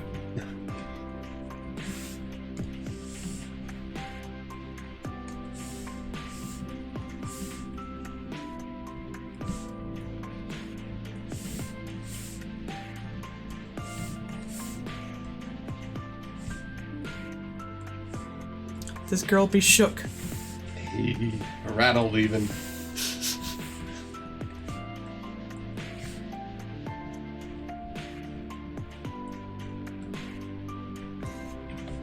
Right on, boys. I think if it's a good twist, like, it's very much, like, there's plenty of, like, seeds along the way, so it's not even that much of a twist. No, honestly, I would like to watch Tekkaman. I'd like to watch Tekkaman Blade and Tekkaman again. Like, now that I am an adult, and I'm not just watching it on friggin' UPN at, like, 7 in the morning on a Sunday, I'd like to actually just watch it, just because, like, that thing was kind of hellacious for, like, oops, we put it out on Sunday morning cartoons, given the, like, you know, circumstances of everything, including but not limited to hey, we took your family and we're using them as murder engines, and the only reason that you know this is because you fucked up and failed at being a murder engine, and now you are probably going to have to fight them. But don't worry, while you're fighting, there's a timer before you just have a heart attack and die. I am convinced the twist in fucking Magical Girl Destroyers is gonna be that dude's his dad. Yeah, I could see that. Or that he's just dead and he's just this is all That hallucination. I do have that as a theory that he's just dead and this is all just in his fucking head, especially with that ED. Like this is his last breaths kind of thing. Like, I wouldn't be surprised. Because the show is getting more trippy each episode, I swear. It is, it's fun. I mean, I love it. Yeah. I'm having a good time with it. It's great. Everybody's dead? That's fine. I mean, are they all dead if they were dead from the start? Like, maybe it's just if he's dead, then no one's dead, only him. maybe it's just hallucinations of his favorite, He figure. probably wanted to be a hero and do something unique and not be a complete utter fucking loser. But he tripped and fell down the stairs and died. Ha! Because that would be the proper loser, like death, I guess. Like, what would be the fucking dream of like a loser otaku? It would be that like people are actually physically fighting against you and you are leading some magical girls and a bunch of your loser otaku friends to fight the government. That sounds dead on, like Yeah, it really does. like what he'd have before his death. It is a fun anime. It's up on Crunchyroll. Oh, I've been loving the shit out of it. If y'all got some time and want to watch some just silly, goofy ass shit, It's a bit weird. I don't think everyone will like it though. true. It does, like, if you know a lot of the otaku, like, tropes, particularly, like, how, like, you can have weaves for all kinds of stuff. You can have car weaves, you can have mecha weaves. Like, there's, you know, it has all of them. Even the airsoft weaves are in there, which is hilarious to me. Otaku in Japan just means like someone who's like obsessed with something to like a annoying degree. I liked the annoying cars. Over here we have hyperfixation. Although I have to say, I didn't see any of those cars with the exhaust tubing that they do for some of them. Have you seen that? No. Oh god. I don't know what you're talking about, so. Okay, so like sometimes you know how like the biker guys, right, where they have like the big handlebars and all the stupid shit like that. Apparently it's a thing over there in Japan. Some of the people that have like those souped up cars, like those tuner cars and stuff, they'll take their mufflers and have them be like big kanji. Like they'll actually build the muffler up to be like a giant kanji behind the fucking car. So they call them like it's a Japanese term, but it's like annoyance car. I did see like when they're first invading Akihabara, some of the fucking military nerds were following the tanks that were literally destroying the things they love, being like, look, it's this XXX tank, oh my gosh, taking pictures. Oh, they would. And that's so on brand. I loved it. It is a weird anime and it does not make sense, but damn if it isn't enjoyable. There's often a lot of overlap, Beastie, with hyperfixation, you know, especially because a lot of neurodivergent people will fixate on their particular nerd thing that they like. Maybe they like art or anime, or maybe like airsoft or mechs. Mech nerds are especially, like, get real deep into it. Train nerds. Train Especially nerds. in Japan. Yeah, boy, they're fed good over in Japan. Oh, yeah, they trains. love their trains. But, like, yeah, I mean, you know, Armored Core is a great example of how those two things can very easily overlap. Because, like, who is Armored Core really for? Because it is a mech game that is down to the little teeny tiny details of bullshit manipulation to be able to fiddle with the bits and bobs all throughout your mech. Who's that really for? Because, like, a lot of gamer people don't care about that level of bullshit. I get hyperfixated on a bunch of fandoms sometimes. Little Nightmare was mine like 2 years ago. I just stopped everything I was doing and drew them for a while. The connotations of the words weeb and otaku. At this point, because, like... Nah, Weeb and Otaku are negative anymore. That was one thing I was worrying about in the thing, because he actually had the word otaku killer on his helmet, and I was like, isn't that kind of inappropriate? But otaku has become such like a non-word in Japan over the last 10-20 years. Yeah. But it's so weird that this anime is written like otaku are something against the government and stuff like that. Because Because it's not considered that way anymore. It really is. It was like 30 years ago, like with the otaku killer and with like the guy who was like killing his girlfriends and stuff like that.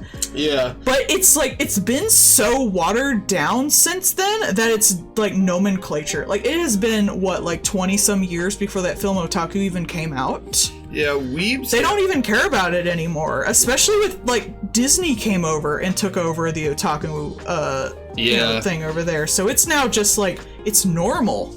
It's just like with comics and stuff like that. Comics have become so mainstream and so widely accepted. That kind of like, haha weeb, like is really just like one weeb to another going haha weeb, because like it's become so watered down and normalized. I'm not gonna. And what is otaku but hyperfixation? Yeah. Like that is literally like the definition. You are obsessed with a thing that you enjoy, be it trains or military or idols or anything else. I mean, like wrestling. There was a wrestling one with he had the luchador mask. Like, and I do get what you're saying. It used to mean that like weeb and otaku was someone whose hyperfixation went so far that it became negative, it became a detriment. But nowadays, it's just a form of like normal. It's like calling somebody nomenclature. A nerd. Yeah. Yeah, it is basically at the level of geek in Japan now. Yeah, it's just like calling somebody a nerd. It's such a people don't even thing. hide it anymore, which is why I was so confused when this anime started. I was like, he's acting like it's 1996. Yeah, it's like, who's this for? Who is scared of otaku in like 2020? Like, they are literally making all the damn money in Japan. We have otaku VTubers now. Yeah. No one cares anymore. Like, this hasn't been a thing since the VHS. Yeah, because it's so easy to do now. It is. I mean, we have cons. Like I think pretty much every state in America has at least one major con. The only people who hide their like love of shit is usually like the people who are in the weirder stuff, like super deep into BL or something like that, or the sexual stuff. None of which those otaku really are. Yeah, because I mean, even what would be considered kind of like a little more esoteric, like furries have like that. Furries are rising over there. Furries are becoming, pretty much mainstream. I mean, even just like, even like fighting game communities and things like that. Like we literally have games done quick, where to the point where not only are like gamers, mainstream from things like Twitch and YouTube and stuff like that, but like are considered a force for good. That's one of the reasons I think this is all a dream in that anime. I do agree that, yeah. Because no one cares if you're an otaku anymore. It's like maybe a little geeky, but like... Yeah, but I mean, like, D&D... People care that you're socially awkward. They don't care. Right. It's like, we didn't bully you because you were weebs. We bully you because you Naruto ran down the hallway and finger signed at people. That kind of thing. Yeah. Literally no one cares anymore. Right. And I feel like that's what it's leading up to, is just like... I think it's gonna be like it's 2002 and everyone's gonna be like, what the fuck is wrong with you, dude? I feel like it's one of those, like, he was a person who wasn't very good at socializing, and this is like... Which is an entire... You notice, like, in, what you call it... what was that other anime? The one where the guy is in love with the, popular girl. He's not an outcast because he's an otaku. He's an outcast because he's a little emo baby who writes about how he wants to kill his classmates in his journal and can't even look up at people. Yeah. No one actually cares that he reads, like, light novels and crap. Because light novels are, like, the big thing now. Yeah, and I just, it feels like it's such a weird thing where otaku-dom. I think that he is just like, like you're like, even in his little thing, he's like, I'm actually super good at leading these people, ha ha ha. Like, when they set up the con. Like, he immediately went from sitting in the corner, not looking at anybody, not talking to anybody, and they're like, hey, Otaku, what do you think? And he stands up and he's like, I think we should do this. And he, like, immediately takes over and everything like that. Like, that really does feel like the dreamings of someone who is outcast and is in his little world. Again, this whole anime feels like it's from like 10 years ago. It really does. It's so bizarre. That's why it kind of confuses me that he's like, people want to take down Otaku. No, they don't. Shut the that would kill Japan's economy. It kind of would, yeah. Oh boy. They ain't outsourcing all that. Yay. Like, anime itself is entirely, like, in Japan specifically, is judged on Blu-ray sales. Yeah, I know. I'm Minty. I'm Minty. Like, they're not gonna fucking put all the weebs inside of jails. That was the thing that was really weird with Chainsaw Man. Yeah, Chainsaw Man was pretty controversial, apparently. Because Chainsaw Man just, like, had no Blu-ray sales. Wasn't it like a tenth of like the other Yeah, things? I think it's really going to affect the second season. Yeah. I don't think there's any way they can come back from that. That's entirely how they judge their sales over there. Yeah, like... Streaming isn't, like, it's a thing, it's starting to be a thing, but it's not part of, like, how they organize their money. Yeah. It's so weird. That's the thing with the D&D movie, because, like... We don't have the stream data, like how well it did with streaming, and we don't have DVD sales data for the D&D movie. But we know that they at least broke even on both their budget and their advertising budget. Yeah. So we know it broke even. We don't know how much money it will make, all things, but... I mean, America still does, like, opening weekend sales. Yeah. When people don't even really go out to the movies anymore. Right, like Spider-Verse came out on a Thursday. Yeah. It was supposed to come up on, like, Friday. Like, that was its date, but you could see it on Thursdays. And usually they do, like, midnight releases and stuff. But think about how the Mario movie wasn't out on, like, streaming for, like, a week or so after. It was very weird. Like,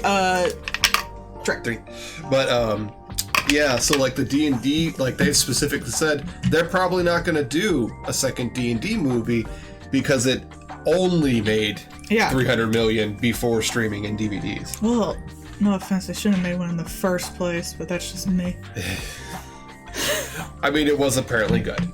I'm not really interested in D&D just feels like something that shouldn't be in the form of a movie. Like, it's so based on people's personal experiences. Let me pet you. That I feel like trying to make it so it's something that appeals to everyone at once when it's just so, like, catered to individuals who are playing it at the time. And there's so much variety of choice. It would be like trying to make a movie based off The Sims. It'd be like a Roblox movie. Yeah. Or Minecraft. I just don't think it makes sense, like, on a conceptual level, as something that you can make into movies. And movies don't make that much money anyway. Well, all the Marvel movies... No. Some of the Marvel movies make stupid amounts of money. A TV series based off a specific campaign... Like the ones, like the whatever they were called, that is a great idea. Of course, you need people to do the campaigns, whereas if they were fucking had any, like, hand on the pulse of what was going on, like, they would probably do, and, like, hire streamers specifically to do things. I'm really surprised they haven't done that. Like, yeah, that's what D&D needs to do. Hire streamers specifically to do things, and then they can animate it, like, immediately afterwards or something. Or, like, buy it up as a movie later. Like making a movie just about D&D itself seems so dumb to me. Like, I feel like that'd be one of those things they could license streamers to do.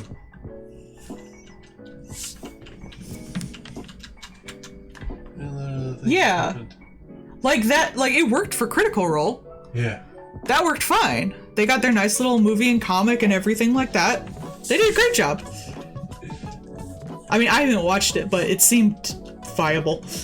But to just make a movie based off like D&D, the concept, seems like making a movie, unless you're doing it like really ironic, like the Lego movie or the Barbie movie, something like that, I can't really see it working in any way that captures the D&D itself. Yeah, and I think the Critical Role did a very good job of that, because like I have watched the animations of it. Yeah. And like that really well does the feel of playing a D&D campaign, including the absolute dipshittery that can happen on there. Yeah. Yeah, like, unless you go just full ironic with it, like it's not gonna, I feel like it's just not gonna work.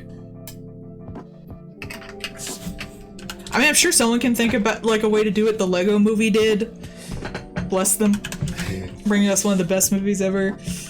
But like my understanding of like the bard using his mandolin as a melee weapon, like that feels very D&D, and I'll give them credit for that. That's hilarious. All right, that's 6 for tonight. We'll try to do 6 tomorrow. See y'all tomorrow. 6 more 6 o'clock. 666, you say? 666. The beast.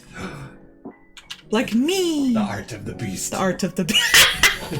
You. I said I should call my stream. The art of the beast. I'm not a beast though, I'm just a little baby. You're just a little creature. I am just a creature. Alright, we'll see y'all tomorrow. I can't find my right thing there. We'll see you tomorrow. Same time. I'll put these up on the Patreon. I got called a puppet. You are a puppet. I'm a puppet. You're a puppet. That's different. Puppet. Puppet. Puppet is something different. Would puppet be a creature of meat? Sure. Little breechers and a little newspaper hat? Sure.